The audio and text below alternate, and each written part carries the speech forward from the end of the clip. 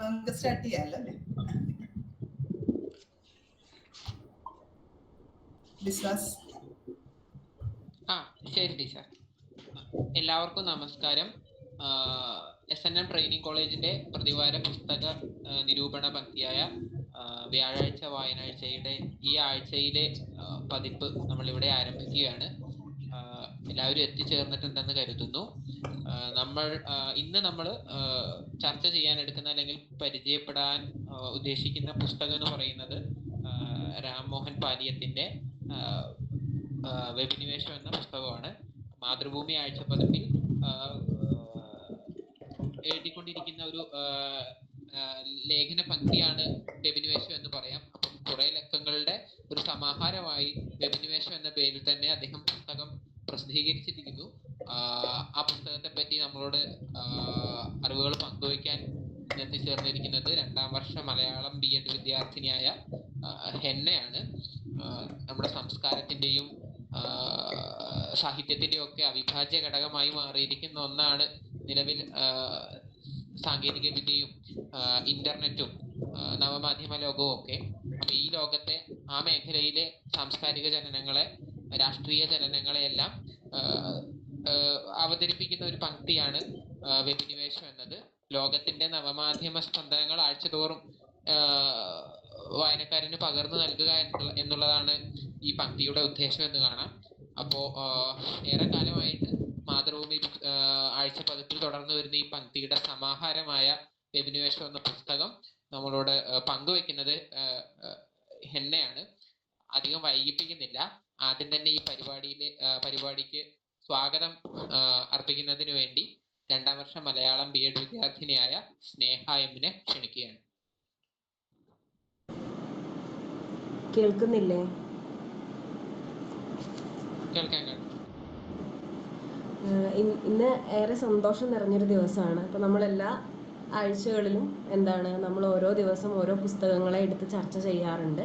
അപ്പോൾ ഇന്നത്തെ ഈ ദിവസത്തിന് സ്വാഗതം അർപ്പിച്ച് സംസാരിക്കുക എന്നുള്ളതാണ് എൻ്റെ കർത്തവ്യം. അപ്പോൾ ആദ്യം തന്നെ ഇന്നത്തെ പ്രതിവാര പുസ്തക ചർച്ചയിൽ അവതരിപ്പിക്കുന്ന വെബിനിവേശത്തിൻ്റെ കർത്താവായിട്ടുള്ള അല്ലെങ്കിൽ രചയിതാവായിട്ടുള്ള രാംമോഹൻ പാലിയത്ത് നമ്മുടെ കൂടെ ചേർന്നിട്ടുണ്ട്. അപ്പം അദ്ദേഹത്തെക്കുറിച്ച് കുറച്ച് കാര്യങ്ങൾ പറഞ്ഞുകൊണ്ട് തന്നെ നമുക്ക് ഈ ഒരു സെഷൻ ആരംഭിക്കാം. കണ്ടാണശ്ശേരി പാലിയത്ത് P. നാരായണിയുടെയും ചേന്ദമംഗലം തെക്കേചാലിൽ T.C. ഭരതൻ്റെയും മകനായിട്ട് ആണ് രാംമോഹൻ പാലിയത്ത് ജനിക്കുന്നത്. Chendamangalam high school, Malyankara SNM college, Ernakulam Maharajas college എന്നിവിടങ്ങളിൽ വിദ്യാഭ്യാസം പൂർത്തിയാക്കി. അതുപോലെ തന്നെ പൊളിറ്റിക്കൽ സയൻസിൽ ബിരുദാനന്തര ബിരുദം എടുത്ത് 1989 മുതൽ കൊച്ചി, ഡൽഹി, മുംബൈ, ദുബായ് എന്നിവിടങ്ങളിലായി അഡ്വർടൈസിംഗ്, പബ്ലിക് റിലേഷൻ, പത്രപ്രവർത്തന മേഖലകൾ എന്നിവിടങ്ങളിലൊക്കെ പ്രവർത്തിച്ചു. ഇപ്പോൾ കൊച്ചിയിൽ പ്രസിദ്ധി കമ്മ്യൂണിക്കേഷൻ എന്ന പബ്ലിക് റിലേഷൻ ഏജൻസി നടത്തുകയാണ്. കവിതകളും ലേഖനങ്ങളും കാർട്ടൂണുകളും ആനുകാലികങ്ങളിൽ പ്രസിദ്ധീകരിക്കപ്പെട്ടിട്ടുണ്ട്. 2012 ഫെബ്രുവരി മുതൽ മാതൃഭൂമി ആഴ്ചപ്പതിപ്പിൽ പ്രസിദ്ധീകരിച്ചു വരുന്ന വെബിനിവേശം എന്ന പ്രതിവാര പങ്ക്തിയുടെ ആദ്യ 35 ലക്കങ്ങൾ സമാഹരിച്ച് പ്രസിദ്ധീകരിച്ച വെബിനിവേശം ആണ് അദ്ദേഹത്തിൻ്റെ ആദ്യ പുസ്തകം എന്ന് പറയുന്നത്. ഇപ്പോഴും മാതൃഭൂമി ബുക്സിൽ മാതൃഭൂമിയിൽ വെബിനിവേശം എന്ന പേരിൽ തന്നെ അദ്ദേഹം എഴുത്തുകൾ എഴുതി വരുന്നു. അപ്പോൾ അദ്ദേഹത്തെ ഏറെ സ്നേഹത്തോടു കൂടി, ഏറെ ബഹുമാനത്തോടു കൂടി ഈ പരിപാടിയിലേക്ക് സ്വാഗതം ചെയ്യാണ്. അടുത്തതായിട്ട് നമ്മുടെ ഈ കോളേജ് പ്രിൻസിപ്പളായിട്ടുള്ള സുസ്മിത ടീച്ചറെയും, അതുപോലെ തന്നെ നമ്മുടെ ഈ പരിപാടിയുടെ എല്ലാ കാലത്തെയും നട്ടെല്ലെന്ന് പറയാവുന്നതിൻ്റെ സംഘാടകരും, അതിലുപരി പുതിയ പുതിയ വിഷയങ്ങളും പുസ്തകങ്ങളൊക്കെ നമുക്ക് വിദ്യാർത്ഥികൾക്ക് എത്തിച്ചേരുന്ന നമ്മുടെ ടീച്ചർ കോർഡിനേറ്റേഴ്സ് ആയിട്ടുള്ള കൃഷ്ണകുമാർ മാഷിനെയും ഹീര ടീച്ചറെയും സ്വാഗതം ചെയ്യുന്നു. അടുത്തതായി ഇന്നത്തെ ഈ പരിപാടി മുന്നോട്ട് കൊണ്ടുപോകുന്ന അല്ലെങ്കിൽ പുസ്തക ചർച്ച നടത്തുന്ന നമ്മുടെ ഏറ്റവും പ്രിയപ്പെട്ട സുഹൃത്തായിട്ടുള്ള ഹെന്നയ്ക്ക് സ്വാഗതം പറയുന്നു. അതുപോലെ തന്നെ ഇന്ന് ഇതിലെത്തിയിട്ടുള്ള ഒരുപാട് അധ്യാപകരും അനധ്യാപകരും എല്ലാം ഈ ഒരു പരിപാടിക്ക് എത്തിയിട്ടുണ്ട്. അപ്പോൾ അവരെയൊക്കെ ഏറെ സ്നേഹത്തോടെ സ്വാഗതം പറയുന്നു.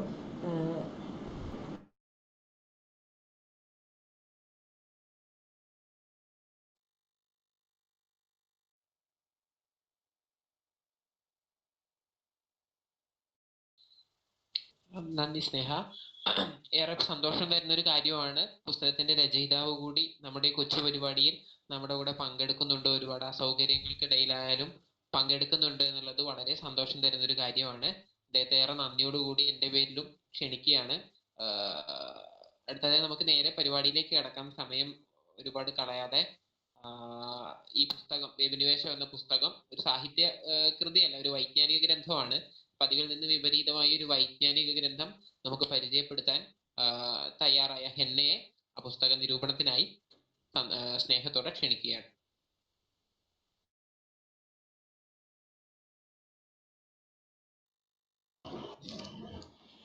എല്ലാവർക്കും നമസ്കാരം. നല്ലൊരു സായാഹ്നം ആശംസിക്കുന്നു. ഞാനിന്നിവിടെ പുസ്തക നിരൂപണം നടത്തുന്നത് രാംമോഹൻ പാലിയത്ത് എഴുതിയ വെബിനിവേശം എന്ന മാധ്യമ വിമർശന കൃതിയെ കുറിച്ചിട്ടാണ്. ഒരുപക്ഷെ നമ്മുടെ ഈ പുസ്തക നിരൂപണ പരിപാടിയിൽ ആദ്യമായിട്ടാണെന്ന് തോന്നുന്നു ഇങ്ങനെ ഒരു പുസ്തകത്തെ നിരൂപണം ചെയ്യുന്നത് ഒരു മാധ്യമ വിമർശനം എന്ന രീതിയിൽ. വെബിനിവേശം 2022 ഫെബ്രുവരി മുതൽ മാതൃഭൂമി ആഴ്ചപ്പതിപ്പിൽ പ്രസിദ്ധീകരിച്ചു വരുന്നതാണ്. ആദ്യത്തെ 35 ലക്കങ്ങൾ സമാഹരിച്ച് പ്രസിദ്ധീകരിച്ചതാണ് ഈ പുസ്തകം. അദ്ദേഹത്തിന്റെ ആദ്യ പുസ്തകവും ഇത് തന്നെയാണ്. മാതൃഭൂമി ബുക്സ് ആണ് ഇത് പ്രസിദ്ധീകരിച്ചിരിക്കുന്നത്. 2023 ഇത് പുസ്തകമായിട്ട് പ്രസിദ്ധീകരിച്ചു വന്നിരിക്കുന്നത്. മാതൃഭൂമിയുടെ 100ാം വർഷം ആഘോഷിക്കുന്നതിന്റെ ഭാഗമായിട്ട് അവർ പുറത്തിറക്കിയ പുസ്തകങ്ങളിൽ ഒന്നാണ് വെബിനിവേശം. 21ാം നൂറ്റാണ്ടിലെ മാനവ ജീവിതത്തിന്റെ ആധാരശ്രുതിയായ സൈബർ സ്പേസിന്റെ വിശേഷങ്ങൾ അവതരിപ്പിക്കുന്ന കൃതിയാണെന്ന് ഈ പുസ്തകത്തിന്റെ ആദ്യ പേജിൽ കൊടുത്തിട്ടുണ്ട്. വെബിനിവേശം എന്ന തലക്കെട്ട് തന്നെ നമുക്ക് ആദ്യം നോക്കാം. വെബ് അധികം അഭിനിവേശമാണ് വെബിനിവേശം എന്ന് പ്രഥമ ദൃഷ്ട്യാ തോന്നുമെങ്കിലും അതിനപ്പുറമായിട്ട് നമ്മുടെ നിത്യജീവിതത്തിലേക്ക് വെബ് അല്ലെങ്കിൽ സാമൂഹിക മാധ്യമങ്ങളുടെ ഒരു അധിനിവേശമല്ലേ സൂചിപ്പിച്ചിരിക്കുന്നത് എന്ന തരത്തില് വെബ് അധികം അധിനിവേശമാണ് വെബിനിവേശം എന്ന് നിസ്സംശയം പറയാമെന്ന് ഞാൻ കരുതുന്നു. ഈ പുസ്തകത്തിന് അവതാരിക എഴുതിയിരിക്കുന്നത് പ്രശസ്ത എഴുത്തുകാരനായിട്ടുള്ള NS മാധവനാണ്. അതിൽ അദ്ദേഹം പറയുന്നത് ഇങ്ങനെയാണ്: പണ്ടൊക്കെ ലോകത്തിലെ അഭിപ്രായ രൂപീകരണത്തിന്റെ കുത്തക രാഷ്ട്രീയ നേതാക്കൾക്കും രാഷ്ട്രതലവന്മാർക്കുമായിരുന്നു. പത്രങ്ങളിലെ തലക്കെട്ടുകൾ സൃഷ്ടിക്കുക എന്നത് അവരുടെ മാത്രം പണിയായിരുന്നു. ജനങ്ങളാകട്ടെ ഇവരുടെ വചനങ്ങളുടെ നിഷ്ക്രിയരായ ഉപഭോക്താക്കളും. എന്നാൽ സാമൂഹിക മാധ്യമങ്ങൾ വന്നപ്പോൾ ഈ സ്ഥിതി കീഴ്മേൽ മറിഞ്ഞുവെന്ന് നമുക്ക് കാണാം. ഉപഭോക്താക്കൾ മുഴിഞ്ഞു തുടങ്ങുകയും രാഷ്ട്രീയ തലവന്മാരുടെ സാങ്കത്യം കുറയുകയും ചെയ്തു. താപ്പാനകളായിട്ടുള്ളവരെ കടത്തിവെട്ടി ഡൊണാൾഡ് ട്രംപ്, അരവിന്ദ് കെജ്രിവാൾ ഒക്കെ ഭരണത്തലപ്പത്തേക്ക് വരികയും ചെയ്തു. അതിന് കാരണം സാമൂഹിക മാധ്യമങ്ങളുടെ ശക്തമായ ഒരു ശക്തി കൊണ്ടാണെന്ന് എല്ലാവർക്കും അറിയാവുന്ന ഒരു കാര്യവുമാണ്. ഇപ്പൊ നേതാക്കളൊക്കെ കൂടുതലായിട്ട് അവരുടെ അഭിപ്രായ പ്രകടനങ്ങളൊക്കെ നടത്തുന്നത് ട്വിറ്ററിലൂടെയാണെന്നും നമുക്ക് കാണാം. വെബിനിവേശം എഴുതാനുള്ള ഒരു കാരണമായിട്ട് എഴുത്തുകാരൻ പുസ്തകത്തിന്റെ തുടക്കത്തിൽ തന്നെ കൊടുത്തിട്ടുണ്ട്. നവമാധ്യമങ്ങളുടെ സാഹിത്യ വാരബലം പോലൊരു പങ്ക്തി എഴുതാമോ എന്ന പ്രശസ്ത എഴുത്തുകാരനായിട്ടുള്ള സുഭാഷ് ചന്ദ്രന്റെ ചോദ്യം കൊണ്ടുണ്ടായ ഒരു പ്രചോദനമാണെന്ന്. ആദ്യം 35 ലക്കങ്ങൾ ഉൾപ്പെടുത്തിയിട്ടുള്ളതാണ് ഈ പുസ്തകം എന്ന് പറഞ്ഞുവല്ലോ. വെബിനിവേശം എന്ന ശീർഷകം പോലെ പുതുമയുള്ളതും വ്യത്യസ്തത നിറഞ്ഞതുമാണ് ഓരോ ലക്കത്തിന്റെയും പേരുകളെന്നും കാണാം. ആ പേഴ്സൺ നീ തന്നെ എന്നത് ഒരു ലക്കത്തില് ഒരു ലേഖനത്തിന്റെ ശീർഷകമാണ്. ആ ശീർഷകം നമുക്ക് കേൾക്കുമ്പോൾ തന്നെ CGയുടെ പ്രശസ്ത നാടകമായിട്ടുള്ള ആ മനുഷ്യൻ നീ തന്നെ എന്ന നാടകത്തെ അത് ഓർമ്മിപ്പിക്കുന്നുണ്ട്. നീ പോ മോനെ ദിനേശ എന്ന സിനിമാ ഡയലോഗിനെ പരിഷ്കരിച്ച് അല്ലെങ്കിൽ അതിനെ ഓർമ്മിപ്പിക്കുന്നതാണ്. അതിനെ പരിഷ്കരിച്ച് ഇന്നത്തെ കാലത്തോട് ചേർത്തുകൊണ്ട് നീ പോസ്റ്റ് മോനെ ദിനേശ എന്ന് കൊടുത്തിരിക്കുന്നു. അതുപോലെ മറ്റൊരു ശീർഷകമാണ് നോർമൽ ആളെ കണ്ടു ഞാൻ എന്നത്. കൊറോണ കാലത്തെ നോർമാലിസിയാണ് ഇവിടെ ഉദ്ദേശിച്ചിരിക്കുന്നത്. ആ ശീർഷകം നമുക്ക് ഓമലാളെ കണ്ടു ഞാൻ പൂങ്കിനാവിൽ എന്ന പാട്ടിനെ ഓർമ്മിപ്പിക്കുന്നുണ്ട്. ആ അമ്മ, ആ ആന എന്നിങ്ങനെയല്ലേ നമ്മൾ പഠിച്ചിരിക്കുന്നത് അക്ഷരപ്പാട്ടൊക്കെ. എന്നാൽ അതിനെ പരിഷ്കരിച്ചിട്ട് ഇതിലത്തെ ഒരു ലേഖനം കൊടുത്തിരിക്കുന്നത് അല്ലെങ്കിൽ ആ ലേഖനത്തിന്റെ പേര് ആ അൽഫാം, ആ ആമസോൺ എന്നാണ്. പിന്നെ മമ്മൂട്ടിയുടെ OTT റിലീസ് ചിത്രമായിട്ടുള്ള ആദ്യ OTT റിലീസ് ചിത്രമായ പുഴു, ആ സിനിമയെ കുറിച്ചുള്ള ലേഖനത്തില് ശീർഷകമായി കൊടുത്തിരിക്കുന്നത് ഈ പുഴയും കടന്ന് എന്ന സിനിമയെ ഓർമ്മിപ്പിക്കുന്ന തരത്തില് ഈ പുഴുവും കടന്ന് എന്നുള്ളതാണ്. അധികമായാൽ അമൃതം വിഷം എന്ന പഴഞ്ചൊല്ലാണല്ലോ നമ്മൾ കേട്ടിരിക്കുന്നത്. എന്നാൽ ഇന്നത്തെ കാലത്തിന് യോജിക്കുന്ന തരത്തില് അധികമായാൽ ശുചിമുറിയിൽ പോകാം. ഇങ്ങനെ പലതരത്തില് കൗതുകമുണർത്തുന്നതും സാമൂഹ്യ മാധ്യമങ്ങളുടെ വിളയാടൽ കാലത്തെ ഭാഷയ്ക്കുണ്ടാകുന്ന പരിണാമങ്ങളും ഒക്കെ, അതിൽ നിന്നുണ്ടാകുന്ന ഒരു മാധ്യമ വിമർശനവും ഒക്കെ തന്നെ ഇതിലൂടെ നമുക്ക് കാണാൻ കഴിയുന്നതാണ്. വെബ് പേജുകളിലും സാമൂഹിക മാധ്യമങ്ങളായിട്ടുള്ള ഫേസ്ബുക്കിലും ഇൻസ്റ്റഗ്രാമിലും ട്വിറ്ററിലും ഒക്കെ തന്നെ വരുന്ന ഓരോരോ കണ്ടന്റുകൾ, അവയെ എടുത്തിട്ട് നമ്മൾ മലയാളികൾക്ക് ഒരു അവബോധം സൃഷ്ടിക്കുകയാണ് എഴുത്തുകാരൻ ചെയ്തിരിക്കുന്നതെന്ന് വെബിനിവേശം എന്ന പുസ്തകം വായിക്കുന്ന ഓരോ വായനക്കാർക്കും മനസ്സിലാവുന്നതാണ്.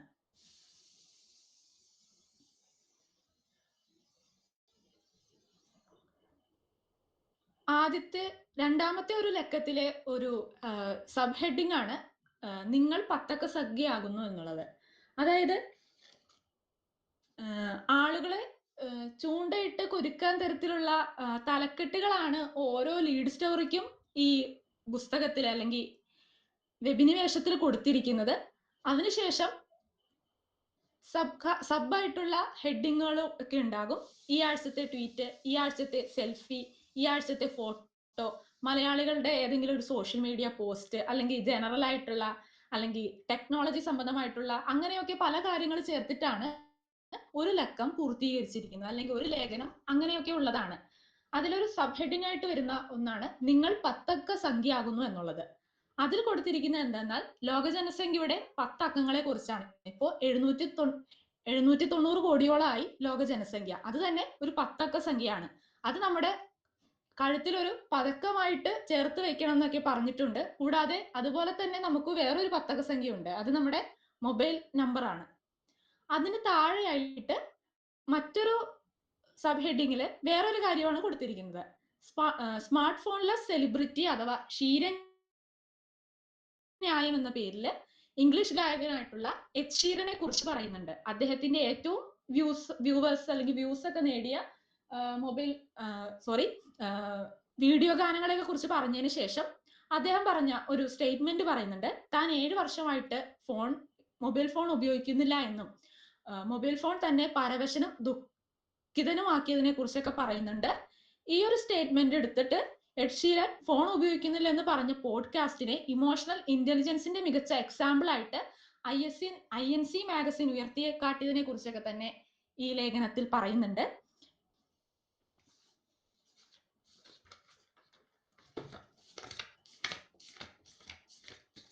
അതിന് താഴെയായിട്ട് റൂസോയുടെ പ്രശസ്തമായിട്ടുള്ള വാചകങ്ങളുണ്ടല്ലോ. മനുഷ്യൻ സ്വതന്ത്രനായി ജനിക്കുന്നു എന്നാൽ എല്ലായിടത്തും അവൻ ചങ്ങലക്കെട്ടുകളിലായിരിക്കുന്നു എന്ന് പറഞ്ഞത് റൂസോയാണ്.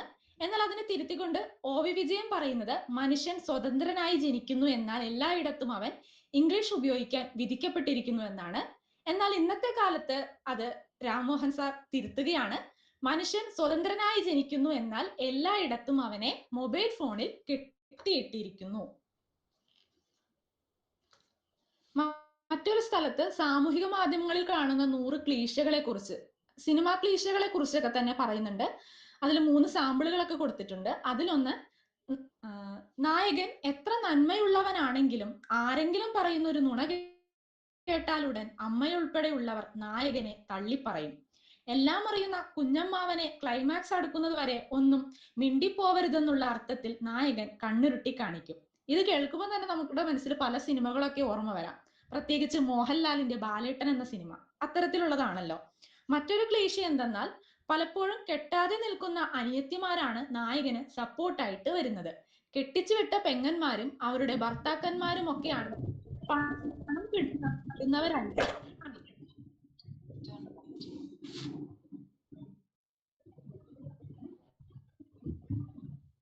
വാത്സല്യം സിനിമയും അത്തരത്തിലുള്ളതെന്ന് പറയുന്നത്.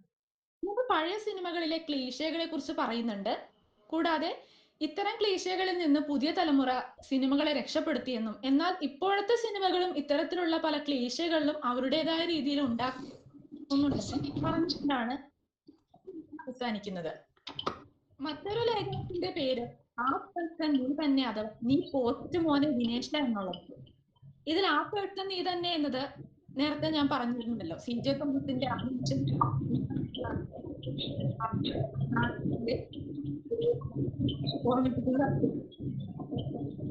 പേഴ്സൺ നീ എന്ന ലേഖനത്തിൽ time മാഗസിന്റെ person of the ഇയറിലെ 2006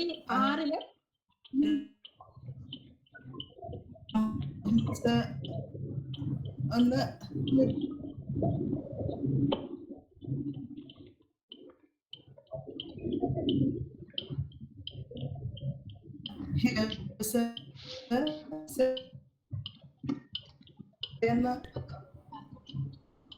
hello hello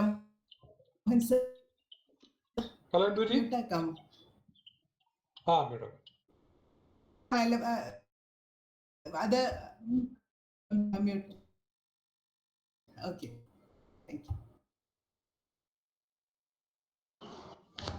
അപ്പോൾ 2006 പേഴ്സൺ ഓഫ് ദി ഇയർ ആയിട്ട് ടൈം മാഗസിൻ തെരഞ്ഞെടുത്തത് യു ആയിരുന്നു. യു, അതായത് നീ അല്ലെങ്കിൽ നിങ്ങളെ ആയിരുന്നു തെരഞ്ഞെടുത്തത്.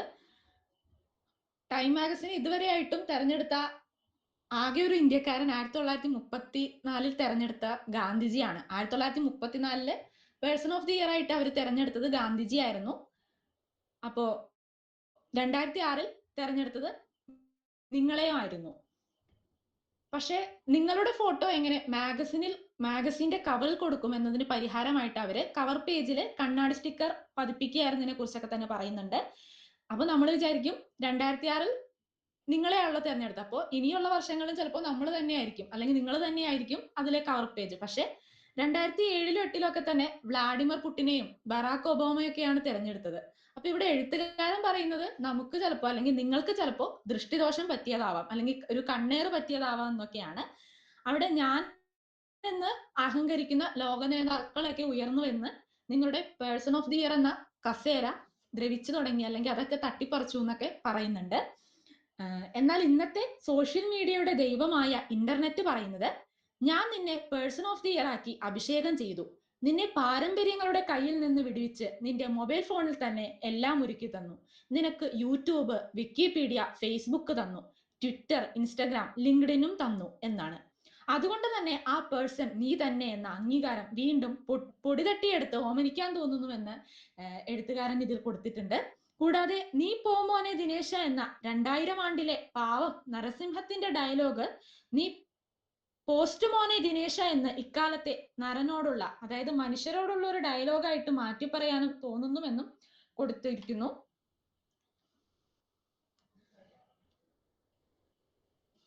മലയാളം റാപ്പ് വയസ്സറിയിച്ചു എന്നുള്ളതാണ് മറ്റൊരു സബ് ഹെഡിങ്. ആ ശീർഷകത്തിൽ ദ ഹംബിൾ മ്യൂസീഷ്യൻ എന്ന ബാൻഡ് റിലീസ് ചെയ്ത കാർത്തിക് കൃഷ്ണന്റെ ആൺ റാപ്പ് എന്ന റാപ്പ് ഗാനത്തെ കുറിച്ചിട്ടാണ് പറഞ്ഞിരിക്കുന്നത്. ആണുങ്ങൾ അനുഭവിക്കുന്ന പ്രശ്നങ്ങളാണ് ആ റാപ്പ് സോങ്ങില് അവതരിപ്പിച്ചിരിക്കുന്നത്. അതില് 4 വരികള്: 30 വയസ്സിനുള്ളിൽ കെട്ടണം നീ താലി, അതുകൊണ്ട് 21 നേടണം നീ ജോലി, 1 ലക്ഷമെങ്കിലും വേണം നിനക്ക് കൂലി, സ്വന്തം വീടില്ലെങ്കിൽ എല്ലാവർക്കും നീ വയ്യാവേലി എന്നിങ്ങനെയാണ്.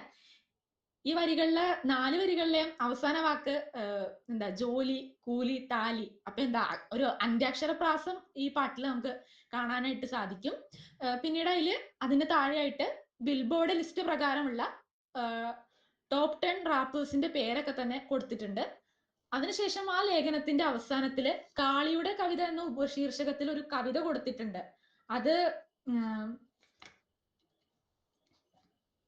വാലന്റൈൻസ് ഡേക്ക് ശേഷമുള്ള ഒരു പങ്ക്തിയിലാണ്, ഒരു വെബിനിവേശത്തിന്റെ ആഴ്ചപ്പതിപ്പിലാണ് ആ കവിത ഉൾപ്പെടുത്തിയിരിക്കുന്നത്. ഫേസ്ബുക്കിൽ മുന്നേ എപ്പോഴോ പോസ്റ്റ് ചെയ്തൊരു കവിതയായിരുന്നു. എന്നാൽ അതിന്റെ ഓരോ പോസ്റ്റ് ഇട്ട് കഴിയുമ്പോഴും അതിന് 1 വർഷം ആകുമ്പോൾ ഫേസ്ബുക്ക് നമ്മളെ ഓർമ്മിപ്പിക്കുമല്ലോ. ആ ഓർമ്മിപ്പിച്ചതിനനുസരിച്ച് അത് പിന്നീട് വാലന്റൈൻസ് ഡേയുടെ പിറ്റേന്നിറങ്ങുന്ന ഈ ലക്കത്തില് വീണ്ടും ഇത് വായിക്കാനായിട്ട് ഷെയർ ചെയ്യുന്നു. അതിന് ആ കവിതയ്ക്ക് അത്രയ്ക്കും പ്രഹരശേഷി ഉണ്ടെന്ന് ഉറപ്പോടെയാണ് പോസ്റ്റ് ചെയ്യുന്നതും കൊടുത്തിട്ട് ആ കവിത കൊടുത്തിട്ടുണ്ട്. ആ കവിത ഇങ്ങനെയാണ്: കാളിയുടെ കവിത. ഒളിച്ചോടാം ഒളിച്ചോടാം എന്ന് ഞാൻ കെഞ്ചി പറഞ്ഞപ്പോൾ നീ വെളുത്ത പെണ്ണും 100 പവനും തേടിപ്പോയി. ഇപ്പം വെളുത്ത പെണ്ണ് 2 പെറ്റപ്പോ 100 പവനും വിറ്റപ്പോ നിനക്ക് എന്റെ മൊബൈൽ നമ്പർ വേണം അല്ലേടാ തെണ്ടിപ്പന്ന. എന്നിട്ട് കുറച്ച് അറ്റും സ്ലാഷും ശതമാനത്തിന്റെ ചിഹ്നവും ആശ്ചര്യ ചിഹ്നമൊക്കെയാണ് കൊടുത്തിരിക്കുന്നത്.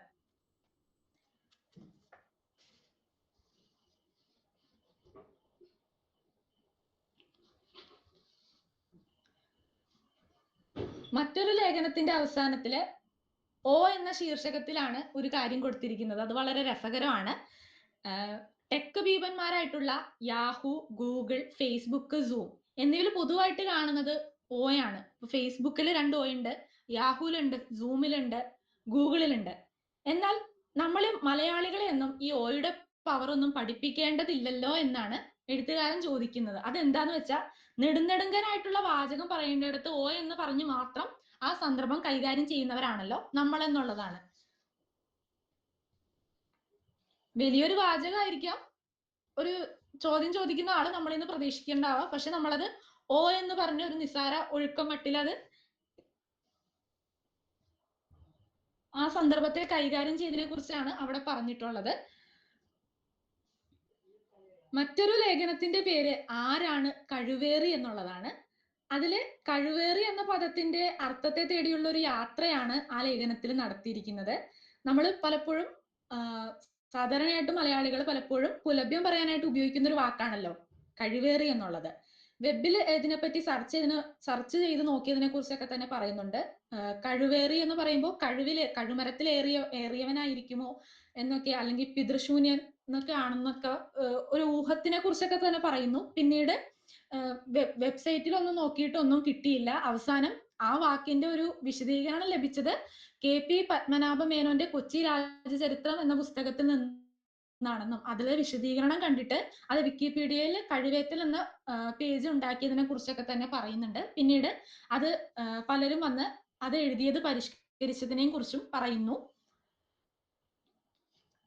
ആദ്യം തുടങ്ങിയത് കഴിവേറ്റൽ കൊണ്ട് ആണെന്ന് തോന്നുന്നില്ല. പക്ഷെ പിന്നീട് വിക്കിപീഡിയയിൽ ഒന്നും എഴുതാനോ പരിഷ്കരിക്കാനോ നിന്നില്ല എന്നും അതിന് താഴെ കൊടുത്തിട്ടുണ്ട്. ആ ലേഖനത്തില് ഈ ആഴ്ചത്തെ ഫോട്ടോ എന്നുള്ള രീതിയിൽ കൊടുത്തിരിക്കുന്നത് വനിതാ ദിനത്തിൽ പുറത്തു വന്ന ഒരു ചിത്രമാണ്. സ്ത്രീകൾക്ക് എത്ര കൈകളുണ്ട് എന്നുള്ളതാണ് ആ പാരഗ്രാഫിന്റെ ശീർഷകമായിട്ട് കൊടുത്തിരിക്കുന്നത്. അതില് കൊല്ലംകാരനായിട്ടുള്ള ഒരു അജിത്ത് ഇൻസ്റ്റഗ്രാമിൽ പോസ്റ്റ് ചെയ്ത തന്റെ അമ്മയായ സരസ്വതിയുടെ ഒരു ചിത്രമാണ് കൊടുത്തിരിക്കുന്നത്. സ്ത്രീകൾക്ക് 2 കൈകളല്ലേ ഉള്ളൂ, പക്ഷെ അതില് 8 കൈകൾ ഉണ്ടെന്നുള്ളതാണ് അതിലത്തെ വിചിത്രത. 8 കൈകളിലായിട്ട് കറിക്കത്തി, ചൂല്, ബക്കറ്റ്, അടിച്ചുവാരി ഇങ്ങനെ മുതലായവ പിടിച്ചു നിൽക്കുന്ന ഒരു അമ്മയാണ്. ആ അമ്മയുടെ ബാക്കിലായിട്ട് പല അജിത്തിന്റെ മച്ചുനത്തികളെയൊക്കെയാണ് നിർത്തിയിരിക്കുന്നത് എന്നൊക്കെ പറയുന്നുണ്ട് അതില്.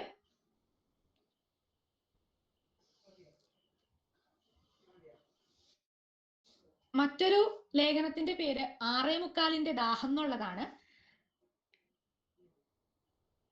8:45 പരശുരാമൻ പോയോ എന്നൊക്കെ ചോദിക്കുന്ന പോലെ 6:45 ദാഹം എന്നാണ് ആ ലേഖനത്തിന്റെ പേര്. അതിൽ പറയുന്നത് അമേരിക്കൻ നാടകൃത്തായിട്ടുള്ള ടെന്നസി വില്യംസിന്റെ നാടകത്തെ കുറിച്ചാണ്. ആ നാടകത്തിന്റെ പേര് a street car named desire എന്നാണ്. അത് ഇംഗ്ലീഷ് സിനിമയാക്കിയതിനെ കുറിച്ചും പിന്നീട് അത് മലയാള സിനിമയാക്കുകയുണ്ടായി. ഭവം എന്നുള്ള പേരിലായിരുന്നു. എന്നാല് താൻ നാടകം മാത്രമേ വായിച്ചിട്ടുള്ളൂ.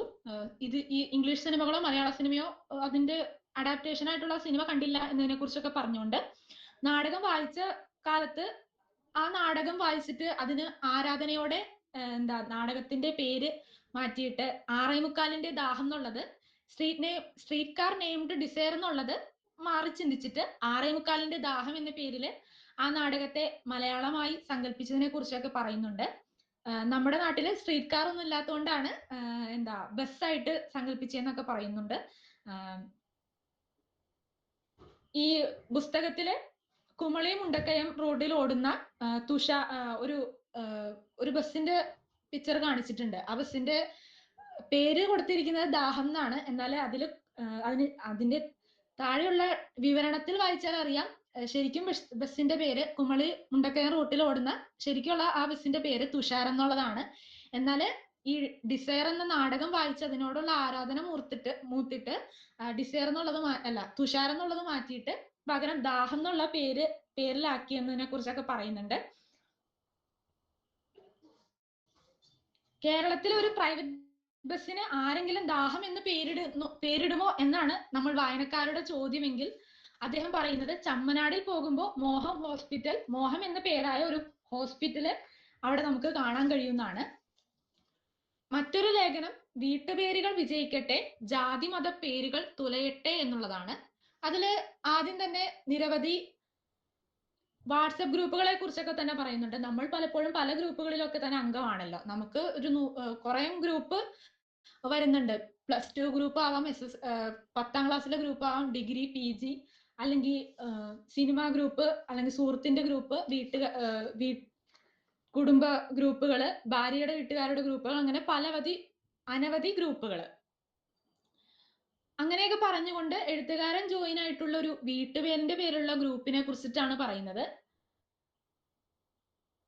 കേരളത്തിലെ വിവിധ മതവിഭാഗക്കാർ കാലാകാലങ്ങളായിട്ട് വീട്ടുപേരുകൾ തങ്ങളുടെ സെക്കൻഡ് നെയിം ആയിട്ടൊക്കെ ഉപയോഗിക്കുന്നുണ്ടല്ലോ. ഉദാഹരണത്തിന് KR ഗൗരിയുടെ പേര് എക്സ്പാൻഡ് ചെയ്തൊക്കെ പറയുന്നുണ്ട്.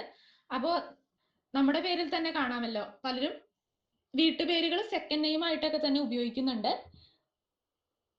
കേരളത്തിലെ വിവിധ മതവിഭാഗക്കാർ കാലാകാലങ്ങളായിട്ട് വീട്ടുപേരുകൾ തങ്ങളുടെ സെക്കൻഡ് നെയിം ആയിട്ട് വയ്ക്കുന്നതിനെ കുറിച്ചൊക്കെ പറഞ്ഞുകൊണ്ട് എങ്ങനെയാണ് ഈ വീട്ടുപേര് ഉപയോഗം കേരളത്തിലെ 3 പ്രബലരായിട്ടുള്ള മതക്കാരും ഉപയോഗിക്കുന്നത് എന്ന ചോദ്യത്തിന് കൃത്യമായി മറുപടി കിട്ടിയിട്ടില്ല എന്നും, എന്നാൽ ഉത്തരേന്ത്യയിൽ ജാതിപ്പേര് ഉപയോഗം നിർബന്ധിതമാണെന്ന് തോന്നിക്കുന്നുണ്ടെന്നും പറയുന്നുണ്ട്. നമ്മുടെ പേരുപയോഗം ചിലപ്പോൾ നവോത്ഥാന മൂല്യങ്ങളുമായി ബന്ധപ്പെട്ടതായിരിക്കാമെന്നും എഴുത്തുകാരൻ സൂചിപ്പിക്കുന്നുണ്ട്. അതായത് ഉത്തരേന്ത്യയിൽ ജാതിപ്പേരുപയോഗമാണ് നിർബന്ധിതമായി കാണുന്നതെങ്കിൽ കേരളത്തിലോട്ട് വരുമ്പോൾ നവോത്ഥാന മൂല്യങ്ങളുമായി ബന്ധപ്പെട്ട് ജാതിപ്പേരല്ല കൂടുതലായിട്ട് ഇപ്പോ, പകരം വീട്ടുപേരുകളാണ് കൂടുതൽ എന്നൊക്കെ തന്നെ പറയുന്നുണ്ട്. 1984 ആദ്യമായിട്ട് ബഹിരാകാശത്തേക്ക് പോയ ഇന്ത്യക്കാരനായിട്ടുള്ള രാകേഷിന്റെ കൂടെ ശർമ്മ എന്നൊരു ജാതി കൂടി ഉണ്ടായിരുന്നു എന്ന് കുങ്കുമം വാരികയിലൂടെ മലയാളത്തിൽ വായിച്ചൊരു പുതിയ തമിഴ് കവിതയെ കുറിച്ചൊക്കെ എഴുത്തുകാരൻ പറയുന്നുണ്ട്. അപ്പോൾ ശാസ്ത്രം എത്ര പുരോഗമിച്ചിട്ടും, അല്ലെങ്കിൽ മനുഷ്യൻ ബഹിരാകാശത്ത് പോയിട്ട് നമ്മുടെ ചില മാമൂലുകളെയൊക്കെ തന്നെ ഉപേക്ഷിക്കാനായിട്ട് കഴിഞ്ഞിട്ടില്ല എന്നതിനെ കുറിക്കുന്ന ഒരു ദൃഷ്ടാന്തമായിട്ട് നമുക്ക് അതിനെ കാണാവുന്നതാണ്. ബഹിരാകാശത്ത് പോയ ആദ്യ ഇന്ത്യക്കാരൻ രാകേഷ് മാത്രമല്ല, പകരം ശർമ്മ എന്ന ജാതിയിൽപ്പെട്ട രാകേഷാണ് പോയതെന്നുള്ള തരത്തിലാണ് പറയുന്നത്. ആ കുങ്കുമം വാരികയിൽ പറയുന്നത് അത് ഒരു നാശം എന്നുള്ള രീതിയിലാണ്. പിന്നീട് ഏറ്റവും അധികം കേൾക്കുന്ന വീട്ടുപേരുകൾ ചിലപ്പോൾ നമ്മുടെ വളപ്പിലൊക്കെ നിൽക്കുന്ന ഏതെങ്കിലും പ്രധാനപ്പെട്ട മരത്തിൽ നിന്നുണ്ടായതാണെന്ന് കാണാമെന്ന് പറഞ്ഞുകൊണ്ട്, ഉദാഹരണമായിട്ട് PT ഉഷയുടെ പേര് കൊടുത്തിട്ടുണ്ട്. PT ഉഷയുടെ മുഴുവൻ പേര് പിലാവു കണ്ടി തെക്കേപ്പറമ്പിൽ ഉഷ അഥവാ PT ഉഷ അങ്ങനെയാണ്. ഇക്കാലത്ത് പക്ഷേ ബോഡി ഷെയ്മിംഗ് ആയിട്ട് കണക്കാക്കപ്പെടുന്നവയും ജാതി സൂചനകൾ ഉള്ളതുമായിട്ടുള്ള വീട്ടുപേരുകളും സുലഭമാണെന്നും പറഞ്ഞുകൊണ്ട് അതിന് ഉദാഹരണമായിട്ട് ഇപ്പൊ ബോഡി ഷെയ്മിംഗ് ആയിട്ട് കണക്കാക്കപ്പെടുന്ന വീട്ടുപേരായിട്ട് തടിയന്റെ അവിടെ എന്നുള്ളത് കൊടുത്തിട്ടുണ്ട്. പിന്നെ ജാതി സൂചനകൾ ഉള്ളതായിട്ടുള്ള വീട്ടുപേരായിട്ട് പണിക്കര് തൊടി മുതലായ ഉദാഹരണങ്ങളൊക്കെ തന്നെ ഈ ലേഖനത്തിൽ കൊടുത്തിട്ടുണ്ട്. മറ്റൊരു ലേഖനമാണ് ഈ പുഴയും കടന്ന് എന്നതിന് നമുക്ക് തോന്നിപ്പിക്കുന്ന തരത്തില് ഈ പുഴുവും കടന്ന്. അതില് മമ്മൂട്ടിയുടെ, നേരത്തെ പറഞ്ഞ പോലെ മമ്മൂട്ടിയുടെ ആദ്യ OTT റിലീസ് ചിത്രമായിട്ടുള്ള പുഴു സിനിമയെ കുറിച്ചും അതിന് സിനിമയ്ക്കുണ്ടായിട്ടുള്ള പല വിവാദങ്ങൾ, പ്രത്യേകിച്ച് ഫേസ്ബുക്കിൽ വന്ന ധാരാളം വിവാദങ്ങളെ കുറിച്ചും അതിനെക്കുറിച്ചൊക്കെയാണ് ആ ലേഖനത്തിൽ പറയുന്നത്. കഥാപാത്രങ്ങളെക്കാൾ അവരുടെ ജാതിയിൽ ഫോക്കസ് ചെയ്ത് അങ്ങനെ ഒരു സിനിമയായിരുന്നു അത്. സിനിമ എന്നതാണ് ആ സിനിമയുടെ സവിശേഷതയെന്നും കഥാപാത്രങ്ങളെക്കാൾ അവരുടെ ജാതിയിൽ ഫോക്കസ് ചെയ്യുന്ന ഒരു സിനിമയായിരുന്നു അത്. ആ ലേഖനത്തില് പുഴു സിനിമയെക്കുറിച്ചും അതിന് നേരിട്ട ധാരാളം വിമർശന വിവാദങ്ങളെ കുറിച്ചൊക്കെ പറഞ്ഞുകൊണ്ട് അത്തരത്തിലുള്ള ദളിതർ അനുഭവിക്കുന്ന ദുരിതങ്ങളെ കുറിച്ച് ജസ്റ്റ് ഒന്ന് സൂചിപ്പിക്കുന്നുണ്ട്. ജനഗണമന, ജയ് ഭീം, കമ്മട്ടിപ്പാടം മുതലായ സിനിമകളിലെ ദളിതർ അനുഭവിക്കുന്ന ദുരിതങ്ങളെ കുറിച്ചൊക്കെ തന്നെ ചെറിയ രീതിയിലൊന്ന് പരാമർശിക്കുന്നുണ്ട് ആ ലേഖനത്തില്. അതിന് താഴെയായിട്ട് നിങ്ങൾ ആര്, ഒടിയനോ കുറുപ്പോ എന്ന ശീർഷകത്തിൽ സിനിമാ പേരുകളും ഫേസ്ബുക്ക് പ്രൊഫൈലുകളും തമ്മിലുള്ള സാമ്യ വ്യത്യാസങ്ങളെ കുറിച്ച് പറയുന്നുണ്ട്.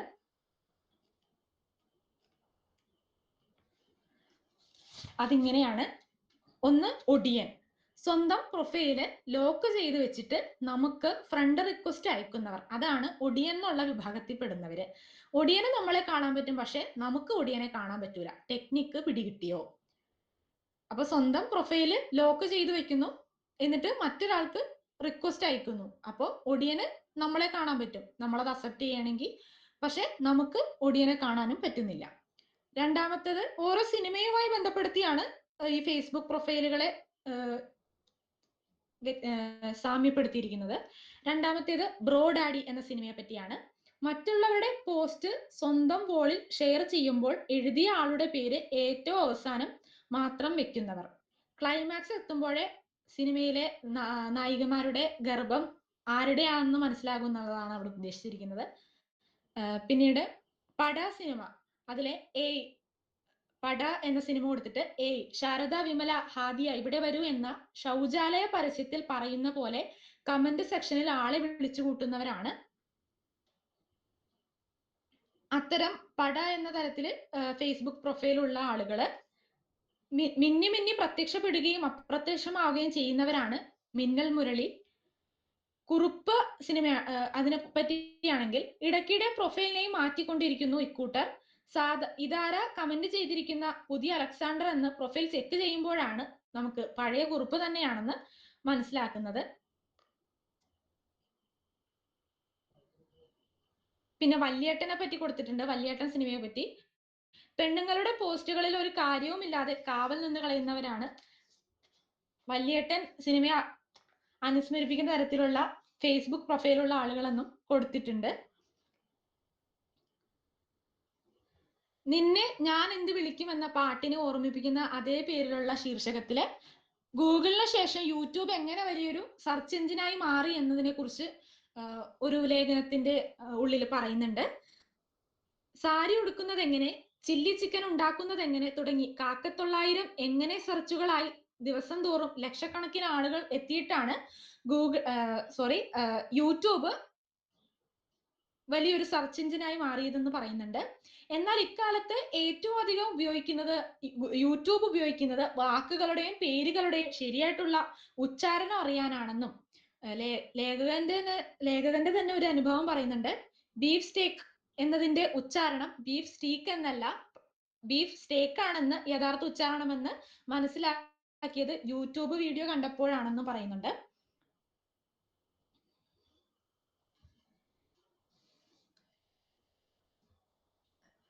നമ്മുടെ എഴുത്തുകാരൻ ദുബായിൽ 12 വർഷമായിരുന്ന സമയത്ത് 90കളിൽ തന്നെ അവിടെ ഉണ്ടായിരുന്ന ഹോം ഡെലിവറിയെ കുറിച്ചും അവിടെ മലയാളി പയ്യന്മാര് ഹോം ഡെലിവറി നടത്തിയതിനെ കുറിച്ചൊക്കെ ഒരു ഭാഗത്ത് പറയുന്നുണ്ട്. അതില് ആമസോൺ ഭാവിയിൽ കൊതുക് വിമാനങ്ങളായ ഡ്രോണുകളെ ഉപയോഗിച്ച് ഹോം ഡെലിവറി നടത്തുമെന്ന് പ്രഖ്യാപിച്ചിരിക്കുന്നതിനെ കുറിച്ചും ആ ഒരു ഭാഗത്ത് പറയുന്നുണ്ട്. പിന്നീട് മറ്റൊരു ലേഖനത്തില് ഇന്റർനെറ്റ് ഇല്ലാതാക്കിയ 100 കാര്യങ്ങൾ എന്ന ലേഖനത്തില് പമേല പോൾ എന്ന എഴുത്തുകാരിയുടെ 100 things we have lost to the internet എന്ന പുസ്തകത്തിനെ കുറിച്ച് ആണ് പറയുന്നത്. 100 കാര്യങ്ങളുടെ ലിസ്റ്റിൽ ഒന്നാമൻ വിരസത എന്നുള്ളതാണ്. നമുക്ക് പെട്ടെന്ന് വിശ്വസിക്കാൻ പറ്റില്ലായിരിക്കാം, എന്നാൽ വിരസതയാണ് 100 കാര്യങ്ങളുടെ ലിസ്റ്റിൽ ഒന്നാമനായിട്ട് പമേല പോള് ക്രമീകരിച്ചിരിക്കുന്നത്. എന്നിട്ട് അവര് പറയുന്നത് കുട്ടികളെയാണ് അത് ഏറ്റവും മാറ്റിമറിച്ചിരിക്കുന്നത് എന്നാണ്. കുറച്ച് ബോറടിയൊക്കെ നല്ലതായിരുന്നു, കാരണം മാത്രമല്ല അത്യാവശ്യം പ്രോത്സാഹിപ്പിക്കേണ്ടതുമായിരുന്നു എന്നാണ്. വിരസതയിൽ നിന്നാണ് കുട്ടികൾ ഭാവനയുള്ളവരായി തീരുന്നു എന്നാണ് അതില് പമേല കൊടുത്തിരിക്കുന്നത്. അതിനുശേഷമുള്ള ഒരു ലേഖനമാണ് കൊറിയൻ അധിനിവേശം എന്ന പേര് കൊടുത്തിരിക്കുന്നത്. അതിൽ 2000 ലോകമെങ്ങും പടരാൻ തുടങ്ങിയ ദക്ഷിണ കൊറിയൻ സാംസ്കാരിക അധിനിവേശത്തെ കുറിച്ചിട്ടാണ് പറയുന്നത്. കൊറിയൻ തരംഗത്തിന് 2001 ഉണ്ടായ ഒരു ചൈനീസ് വാക്കാണ് ഹാല്യൂ എന്നുള്ളത്. ഹാല്യൂ തരംഗം എന്ന പേരിലാണ് ഒരു കൊറിയൻ തരംഗം വിശേഷിപ്പിച്ചിരിക്കുന്നത്. ദക്ഷിണ കൊറിയ എന്ന് കേൾക്കുമ്പോൾ തന്നെ നമുക്ക് K-pop ഗാനങ്ങളും കൊറിയൻ ഡ്രാമകളും നമ്മുടെ മനസ്സിലേക്ക് വരുന്നതാണ്. പിന്നീട് സോഷ്യൽ മീഡിയയിൽ BTS ആരാധികയായ ഒരു കുട്ടി ഇടപ്പള്ളിയിലുള്ള ബേസിക് ട്രെയിനിങ് സ്കൂളിന്റെ പേരിലുള്ള റോഡ് അഥവാ BTS റോഡിന്റെ ഫോട്ടോ എടുത്ത് സോഷ്യൽ മീഡിയയിൽ പോസ്റ്റ് ചെയ്തതിനെ കുറിച്ചൊക്കെ പറയുന്നുണ്ട്. ആ ചിത്രം പുസ്തകത്തിൽ കൊടുത്തിട്ടുണ്ട്.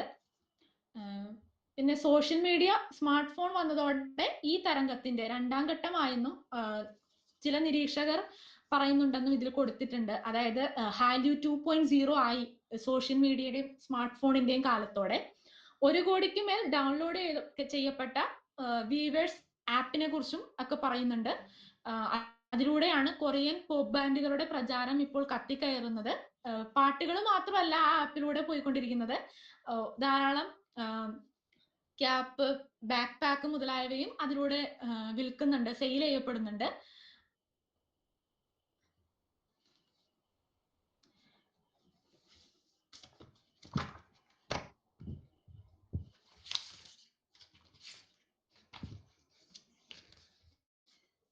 ഇപ്പോ 2020 മാത്രമായിട്ട് ഇമാതിരിയുള്ള കൊറിയൻ സാംസ്കാരിക കയറ്റുമതി $11.92 ബില്യൺ ആയിരിക്കുന്നു എന്ന് കൊടുത്തിട്ടുണ്ട്.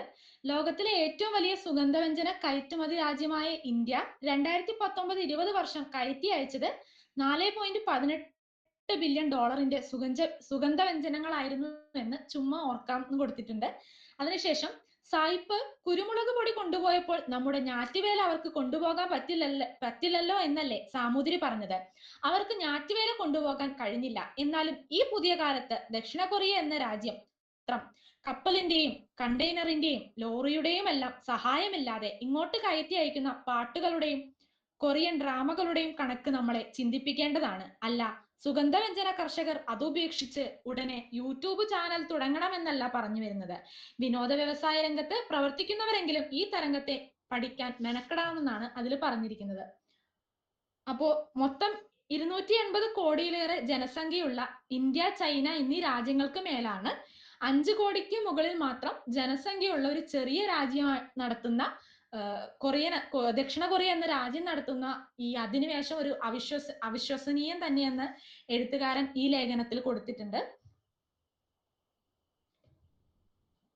പിന്നീട് അതില് കൊറിയൻ ഡ്രാമകളുടെ ഓരോരോ സവിശേഷതകൾ, അതിന്റെ പ്രത്യേകതകളെ കുറിച്ച് പറഞ്ഞതിന് ശേഷം പാട്ടുകളും ഡ്രാമകളും മാത്രമല്ല ഹാർഡ്വെയർ രംഗത്തെ കുറിച്ചും അതിലെ കൊറിയൻ മുന്നേറ്റങ്ങളെ കുറിച്ചൊക്കെ പറയുന്നുണ്ട്. ഹ്യൂണ്ടായ്, കിയ, സാംസങ്, LG എന്നിവയെ കുറിച്ചും അതിൽ പറയുന്നുണ്ട്. ഈ പുസ്തകത്തിന്റെ അവസാനത്തിലേക്ക് വരുമ്പോൾ ഒരു ലേഖനമാണ് ആണുങ്ങൾക്കും ആർത്തവ വിരാമം ഉണ്ടെന്ന്. അതിൽ ആദ്യം തന്നെ നമ്മുടെ സിസ്റ്റർ മേരി മെനീഞ്ഞയുടെ ലോകമേ യാത്രയിലെ വരികൾ കൊടുത്തിട്ടുണ്ട്. അതിനുശേഷം മേരി മെനീഞ്ഞയുടെ സഹോദരി പുത്രിയായിട്ടുള്ള ഗീതാ തോട്ടം ഫേസ്ബുക്കിൽ ഇട്ട പോസ്റ്റിനെ കുറിച്ചാണ് ആ ലേഖനത്തിൽ പറയുന്നത്. അതിൽ അവർ പറയുന്നത് ചുരുക്കി പറഞ്ഞാൽ സ്വന്തമായി ഒരു ആഘോഷവും അവർ ഇതുവരെ നടത്തിയിട്ടില്ല. പൊതുവെ ആഘോഷങ്ങൾ നടത്താനും പങ്കെടുക്കാനും ഒരു വിമുഖതയുള്ള ആളാണ് താനെന്നും അതിൽ പറയുന്നുണ്ട്. എന്നാൽ ആഘോഷിക്കണമെന്ന് ഉറപ്പായും ഇപ്പോൾ ഒരു കാര്യം തോന്നുന്നു, അത് തന്റെ ആർത്തവ വിരാമമാണെന്ന് പറയുന്നുണ്ട്. പേരും തീണ്ടാരിയും മാറിയ പെണ്ണുങ്ങൾ ഫീൽഡിൽ നിന്നും മാർക്കറ്റിൽ നിന്നും ഔട്ടാകുമെന്ന പൊതുബോധത്തെ കുറിച്ചും അവർ പറയുന്നുണ്ട്. പ്രസവിച്ച് കഴിഞ്ഞതിന് ശേഷം മെനോപോസ് ആയതിനു ശേഷം പെണ്ണുങ്ങൾ ആ ഒരു ഫീൽഡിൽ നിന്ന് മാറുന്നു, അല്ലെങ്കിൽ ആ മാർക്കറ്റിൽ നിന്ന് ഒഴിയുന്നു എന്ന പൊതുബോധത്തെ കുറിച്ച് ഗീതാ തോട്ടം ആ ഫേസ്ബുക്ക് പോസ്റ്റിൽ പറയുന്നുണ്ട്. പിന്നീട് അതില് പീരീഡ് സമയത്തെ ധാരാളം ബുദ്ധിമുട്ട്, അതുകളിൽ നിന്ന് ഞാൻ രക്ഷ നേടി അല്ലെങ്കിൽ അതൊക്കെ മറികടന്നു എന്നൊക്കെ പറഞ്ഞതിന് ശേഷം ഇനിയാണ് താൻ ജീവിതം ആരംഭിക്കുന്നത്, അല്ലെങ്കിൽ ഇനിയാണ് താൻ ജീവിതം ആഘോഷിക്കാൻ പോകുന്നതെന്ന് പറഞ്ഞുകൊണ്ടാണ് അവർ ആ ഫേസ്ബുക്ക് പോസ്റ്റ് അവസാനിക്കുന്നത്. ആ എഴുത്തിന് ശേഷം താഴെയായിട്ട് ഒരു ഹാഷ്ടാഗ് അവർ കൊടുത്തിട്ടുണ്ട്. സെലിബ്രേറ്റിംഗ് മെനോപോസ് എന്ന ഹാഷ്ടാഗോടെയാണ് അവർ ആ എഴുത്ത് ഫേസ്ബുക്ക് ആ പോസ്റ്റ് അവസാനിപ്പിക്കുന്നത്. അതിനുശേഷം India.com വന്ന ആണുങ്ങളുടെ മെനോപോസ് ലക്ഷണങ്ങളും ചികിത്സയും എന്ന ലേഖനത്തെ കുറിച്ച് ഇതില് എഴുത്തുകാരൻ പറയുന്നുണ്ട്. പുരുഷ ഹോർമോണായ ടെസ്റ്റോസ്റ്ററോണിന്റെ ഉൽപാദനം കുറയുന്നതാണ് ആണുങ്ങളെ സംബന്ധിച്ചിടത്തോളം അവരുടെ മെനോപോസ്. ആൻഡ്രോപോസ് എന്നൊരു വാക്യവും മെനോപോസിനുണ്ട്. അതിന്റെ ലക്ഷണങ്ങളും പരിഹാരങ്ങളും ഒക്കെ തന്നെ ആ ലേഖനത്തില് പറയുന്നുണ്ട്.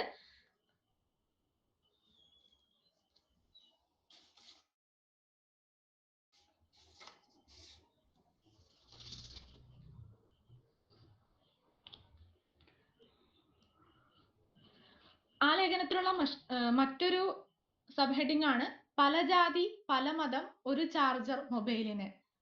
ശ്രീനാരായണ ഗുരുവിന്റെ പ്രശസ്ത വാക്യായിട്ടുള്ള ഒരു ജാതി ഒരു മതം ഒരു ദൈവം മനുഷ്യന് എന്നത് ഈ സൈബർ യുഗത്തിൽ മാറ്റിക്കൊണ്ട് പല ജാതി പല മതം ഒരു ചാർജർ മൊബൈലിന് എന്ന ശീർഷകത്തില് ഫോണുകൾക്കുണ്ടാകുന്ന ചാർജർ വ്യത്യാസത്തെ കുറിച്ചിട്ടാണ് പറയുന്നത്. ശ്രീനാരായണ ഗുരുവിന്റെ ആ കാലത്ത് പല മതക്കാരും പല ജാതിക്കാരും ആണ് ഉണ്ടായിരുന്നെങ്കിൽ ഇന്നത്തെ കാലത്ത് ഈ സാമൂഹിക മാധ്യമങ്ങളുടെ കാലത്ത് ഫോണുകൾക്ക് പല ചാർജറുകളുടെ വ്യത്യാസത്തെ കുറിച്ചിട്ടാണ് ഇതിൽ പറയുന്നത്. തിരിച്ചും മറിച്ചും കുത്താൻ പറ്റാത്ത വിധമായിരുന്നു ആൻഡ്രോയിഡ് ഫോണിന്റെ ഒക്കെ തന്നെ ചാർജർ ടൈപ്പ്, അതിന്റെ ഡിസൈൻ ഒക്കെ തന്നെ ഉണ്ടായിരുന്നത്. പിന്നീട് അതിന് പരിഹാരമായിട്ട് സി ടൈപ്പ് ചാർജർ ഒക്കെ വന്നതിനെ കുറിച്ച് പറയുന്നു. അത് ഐഫോൺ ചാർജർ പോലെ തിരിച്ചും മറിച്ചും കുത്താമെന്നായി. എന്നാൽ യൂറോപ്യൻ യൂണിയന്റെ പാർലമെന്റ് 2024 മുതൽ ഐഫോൺ അടക്കം എല്ലാവരും സി ടൈപ്പ് ചാർജർ മാത്രമേ ഉപയോഗിക്കാവൂ എന്ന പ്രഖ്യാപനത്തെ കുറിച്ച് ഇതിൽ പറയുന്നുണ്ട്. ചാർജറിന്റെ ഷേപ്പ് ഒക്കെ നിസ്സാരമല്ലെന്നും പാർലമെന്റ് വരെയും അതിൽ ഇടപെടുകയും ചെയ്യുന്നു എന്നാണ് പറയുന്നത്. മൊബൈലുകളിലുള്ള പല ജാതി പല മതങ്ങളെ തടുക്കുവാൻ ആർക്ക് തോന്നും എന്ന് പറഞ്ഞുകൊണ്ടാണ് ആ അവസാനത്തെ ലേഖനം അവസാനിക്കുന്നത്.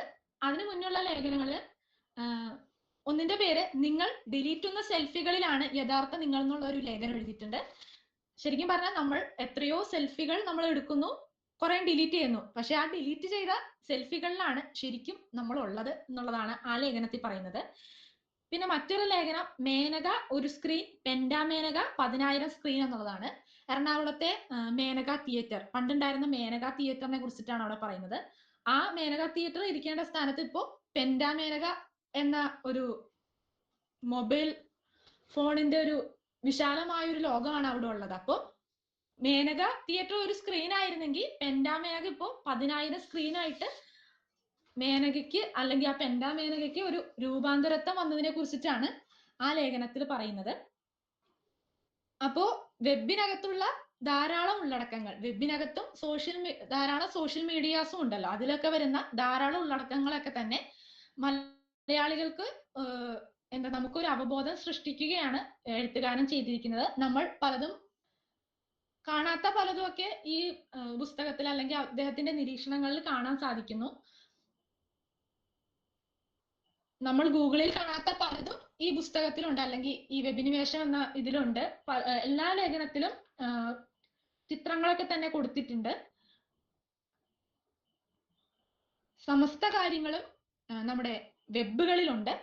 ശാസ്ത്രമുണ്ട്, മ്യൂസിക് ഉണ്ട്, സിനിമയുണ്ട്, നിത്യജീവിതത്തിലെ ഒരു ടാക്സി വിളിയോ അല്ലെങ്കിൽ ഒരു ഊബർ വിളിയോ അല്ലെങ്കിൽ ഫുഡ് ഡെലിവറിയോ ആമസോണോ ആയിട്ടുള്ള ബന്ധമോ ഒക്കെ തന്നെ നമ്മുടെ നിത്യജീവിതത്തിലുണ്ട്. അതൊക്കെ തന്നെ വെബായിട്ട്, അങ്ങനെ നമ്മുടെ ജീവിതം വെബായിട്ട് കണക്ട് ചെയ്തിരിക്കുകയാണ്.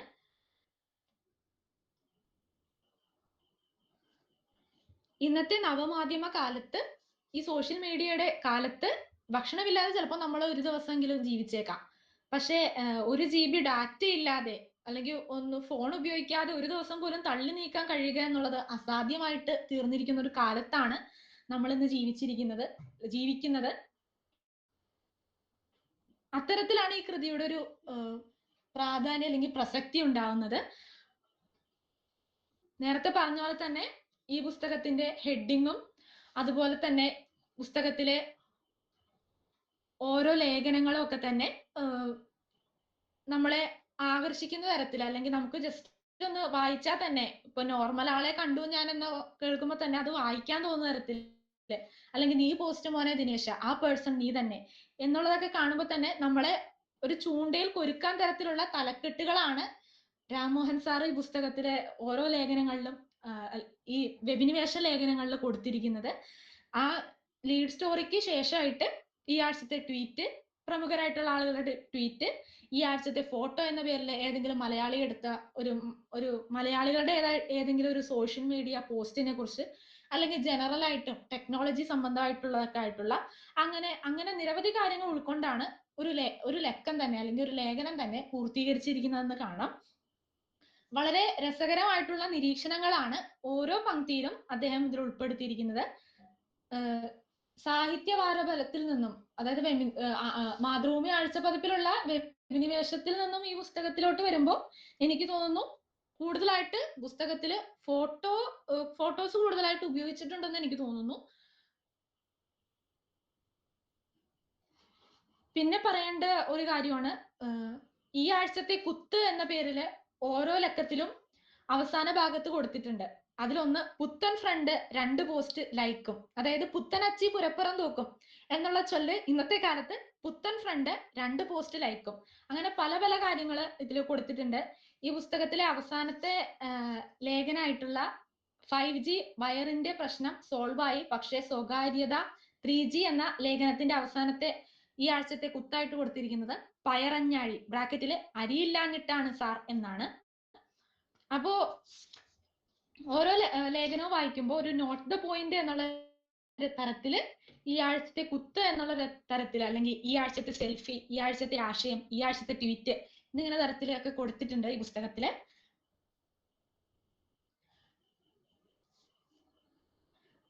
അപ്പോ 21ാം നൂറ്റാണ്ടിലെ, ഇന്നത്തെ ഈ നൂറ്റാണ്ടിലെ മാനവ ജീവിതത്തിന്റെ, നമ്മുടെ മനുഷ്യ ജീവിതത്തിന്റെ ഊടും പാവുമായിട്ടുള്ള വെബിന്റെ കഥകള് ആദ്യമായിട്ട് മലയാള വായനക്കാർക്കായിട്ട് അവതരിപ്പിക്കുന്ന കൃതിയാണ് ഇത്. അപ്പോ ഈ പുസ്തകം ഇപ്പോ എന്റെ കയ്യിലുള്ളത് 2ാം പതിപ്പാണ്. രാമോഹൻ സാറിന്റെ ഫേസ്ബുക്ക് പേജ് നോക്കിയപ്പോൾ ഈ പുസ്തകത്തിന് ഇപ്പൊ 3ാം പതിപ്പ് ഉണ്ടായിരിക്കുന്നു. പിന്നീട് അടുത്തൊരു പുസ്തകം വരുന്നുണ്ടെന്ന് പറഞ്ഞു. മാംസ ബുക്ക്, സസ്യ ബുക്ക്, ഫേസ്ബുക്ക്,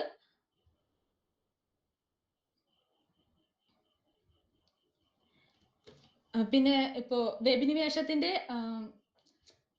മാതൃഭൂമി ആഴ്ചപ്പതിപ്പ് 140 ലക്കം പിന്നിട്ടെന്നും അതിലൂടെ അറിയാൻ സാധിച്ചു. അപ്പൊ സാറിന് ഇനിയും ഇത് തുടരാൻ കഴിയട്ടെ, ഇത് മുന്നോട്ട് കൊണ്ടുപോകാൻ കഴിയട്ടെ എന്ന് ആശംസിച്ചുകൊണ്ട്, പുതിയ പുസ്തകം വരികയാണ് അതിനും ആശംസിച്ചുകൊണ്ട് ഞാൻ നിർത്തുകയാണ്. നന്ദി, നമസ്കാരം.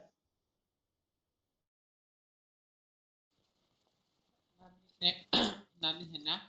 ഹെന്ന അത്യാവശ്യം ദീർഘമായിട്ട് തന്നെ താൻ വായിച്ച പുസ്തകത്തെ പറ്റി പറയുകയുണ്ടായി. ഈ പുസ്തകത്തിന്റെ രചയിതാവ് കൂടി നമ്മുടെ കൂടെ ഉള്ളത് കൊണ്ട് എൻ്റെ എഴുത്തനുഭവങ്ങളോ പുസ്തകത്തെ പറ്റിയോ നമ്മളോട് പങ്കുവെക്കണം എന്നാണ് ആഗ്രഹം. സാർ എന്തെങ്കിലും ഒന്ന്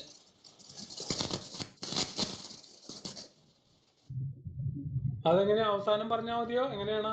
ആരൊക്കെയോ കൈ കാണിച്ചല്ലോ എന്തോ? സാർ പറഞ്ഞോളൂ. ഞാനാകെ കാരിഡ് അവേ ആയിപ്പോയി. അന്നയോട് ഇതിന് അന്ന് കഴിഞ്ഞ ആഴ്ച അതിന്റെ ഒരു മുന്നോടിയായിട്ട് സംസാരിച്ചാണ്. അപ്പൊ അന്ന ഭയങ്കര എന്റെ മോളെയൊക്കെ പോലെ ഒരു ന്യൂജൻ ടൈപ്പിൽ ഇത്തിരി വെയിറ്റ് ഒക്കെ ഇട്ടാ സംസാരിച്ചത്. അപ്പൊ ഞാൻ വിചാരിച്ചു പോയത് എന്റെ മോള് തന്നെ ആയിരിക്കും വിചാരിച്ചു. പക്ഷെ സംസാരിച്ചു വന്നപ്പോ ഞാൻ ഭയങ്കര എക്സൈറ്റഡ് ആയിപ്പോയി. പുസ്തകത്തിലില്ലാത്ത പ്രാധാന്യവും ഒരു വലിപ്പമൊക്കെ ഹന്ന പറഞ്ഞു. വലിയ സന്തോഷം. ഞാനങ്ങനെ ഈ പുസ്തകം എഴുതിയപ്പോ, ഈ പങ്ക്തി എഴുതി തുടങ്ങിയപ്പോ തന്നെ കുറെ നല്ല റെസ്പോൺസ്. കാരണം അത് ഓൺലൈൻ, ഈ നമ്മള് സോഷ്യൽ മീഡിയയെ പറ്റി എഴുതിക്കൊണ്ടിരുന്നതായതുകൊണ്ട് ഞാൻ ഡ്രൈവ് ചെയ്യുമ്പോഴാണ് സംസാരിക്കണേ. അപ്പൊ എന്തെങ്കിലും ഒരു ചെറിയ തടസ്സങ്ങളൊക്കെ വന്ന് ക്ഷമിക്കണം. കേൾക്കുന്നുണ്ടല്ലോ അല്ലെ? കേൾക്കുന്നത്. അപ്പൊ ഞാൻ ഇങ്ങനെ തുടങ്ങിയപ്പോ തന്നെ നല്ല റെസ്പോൺസ്. മറ്റുള്ള പങ്ക്തികളോ അല്ലെങ്കിൽ മറ്റുള്ള നമ്മള് പ്രസിദ്ധീകരണങ്ങൾ എഴുതുന്ന പോലെയല്ല. കാരണം ഇതിന്റെ എനിക്ക് കണ്ടന്റ് കിട്ടുന്നത് പ്രധാനമായിട്ട് സോഷ്യൽ മീഡിയ ആളുകളുടെ പോസ്റ്റുകളിൽ നിന്നൊക്കെയാണ്. അപ്പൊ എന്റെ ഒരു ഒറിജിനൽ സംഭവം എന്ന് പറയാൻ പറ്റില്ല. എങ്കിലും എന്റെ ഭാഷയും എന്റെ പൺസ്, അതായത് ദ്വയാർത്ഥ പ്രയോഗങ്ങളൊക്കെ ചെലുത്താനുള്ളൊരു എനിക്കൊരു അവസരം വയസ്സുകാലത്ത് കിട്ടി. 57 വയസ്സിൽ കിട്ടി എന്നുള്ളതാണ് ഞാൻ ഇതിനെ എടുത്തത്. അപ്പോൾ ഇതിന്റെ എന്താ പറയാ, കണ്ടന്റ്, ഇതിന്റെ പല ടോപ്പിക്സും ഒക്കെ പലരുടെയും പോസ്റ്റുകളൊക്കെ ഇൻസ്പയർഡ് ആയിരിക്കും. ചിലപ്പോൾ ഞാൻ തന്നെ ഒരു ടോപ്പിക് ഉണ്ടാക്കിയിട്ട് ശവപ്പെട്ടിക്ക് അനുസരിച്ച് ശവം തയ്യാറാക്കണ പോലെ നമുക്ക് അതിന് പറ്റിയ വല്ല പോസ്റ്റൊക്കെ ഉണ്ടോ തപ്പിയെടുത്ത് ഞാൻ നാടകീയമായിട്ട് അവതരിപ്പിക്കും. അങ്ങനെയൊക്കെ എൻജോയ് ചെയ്തുകൊണ്ടിരുന്നതാണ്. അപ്പോൾ ഇത് സോഷ്യൽ മീഡിയയെ പറ്റി ആയതുകൊണ്ട് ഞാൻ ഇതിനെ പറ്റി ഓരോ തവണ ഒരു പോസ്റ്റർ ഉണ്ടാക്കി തരും മാതൃഭൂമിക്കാര്, ഇങ്ങനെ ഈ അടുത്ത ലക്കത്തിൽ ഇന്നാണ് ഒരു വായിക്കും എന്നൊക്കെ പറഞ്ഞിട്ട്. അതുപോലെ ഇതിന്റെ റെസ്പോൺസും അങ്ങനെ സോഷ്യൽ മീഡിയ തന്നെ കണ്ടമാനം പേര് റെസ്പോൺസ് ചെയ്ത് തുടങ്ങി. മറ്റുള്ള ഇപ്പോൾ കഥയോ സാഹിത്യമൊക്കെ പോലെ ഉപരിയായിട്ട് നമ്മൾ സോഷ്യൽ മീഡിയയെ പറ്റി തന്നെ എഴുതുന്നതായതുകൊണ്ട് ഒത്തിരി ആളുകൾ തുടക്കം മുതലേ, അതായത് ഇപ്പൊ 150 ലക്കമായി, 150 ആഴ്ചയായി 2 കൊല്ലത്തിലധികമായി. 1 കൊല്ലം 52 ആഴ്ചയാണല്ലോ 1 കൊല്ലം എന്ന് പറഞ്ഞാൽ. അങ്ങനെ ഒരുപാട് പേര് അങ്ങനെ റെസ്പോണ്ട് ചെയ്യാറുണ്ട് തുടർച്ചയായിട്ട്. അപ്പൊ അങ്ങനെ തന്നെ അപ്പൊ ഞാൻ പക്ഷേ ഈ എന്താ പറയാ, എന്നെക്കാളും പ്രായം കുറഞ്ഞ അധികം ഇപ്പൊ എന്റെ മോളുടെ ഒക്കെ പ്രായമാണ് നിങ്ങൾക്ക് ഞാൻ വിചാരിക്കുന്നു. എന്റെ മോൾക്ക് 22 വയസ്സായി. നിങ്ങൾ ആരെങ്കിലും ഒന്നൊരു ഏജ് പറയാമോ? മൈക്ക് ഓൺ ആക്കി വെച്ചിരിക്കുന്ന ആള്? 24. 24. അപ്പൊ ഹന്നയാണോ പറഞ്ഞേ? ഹന്നയാണോ പറഞ്ഞേ? ഓക്കെ.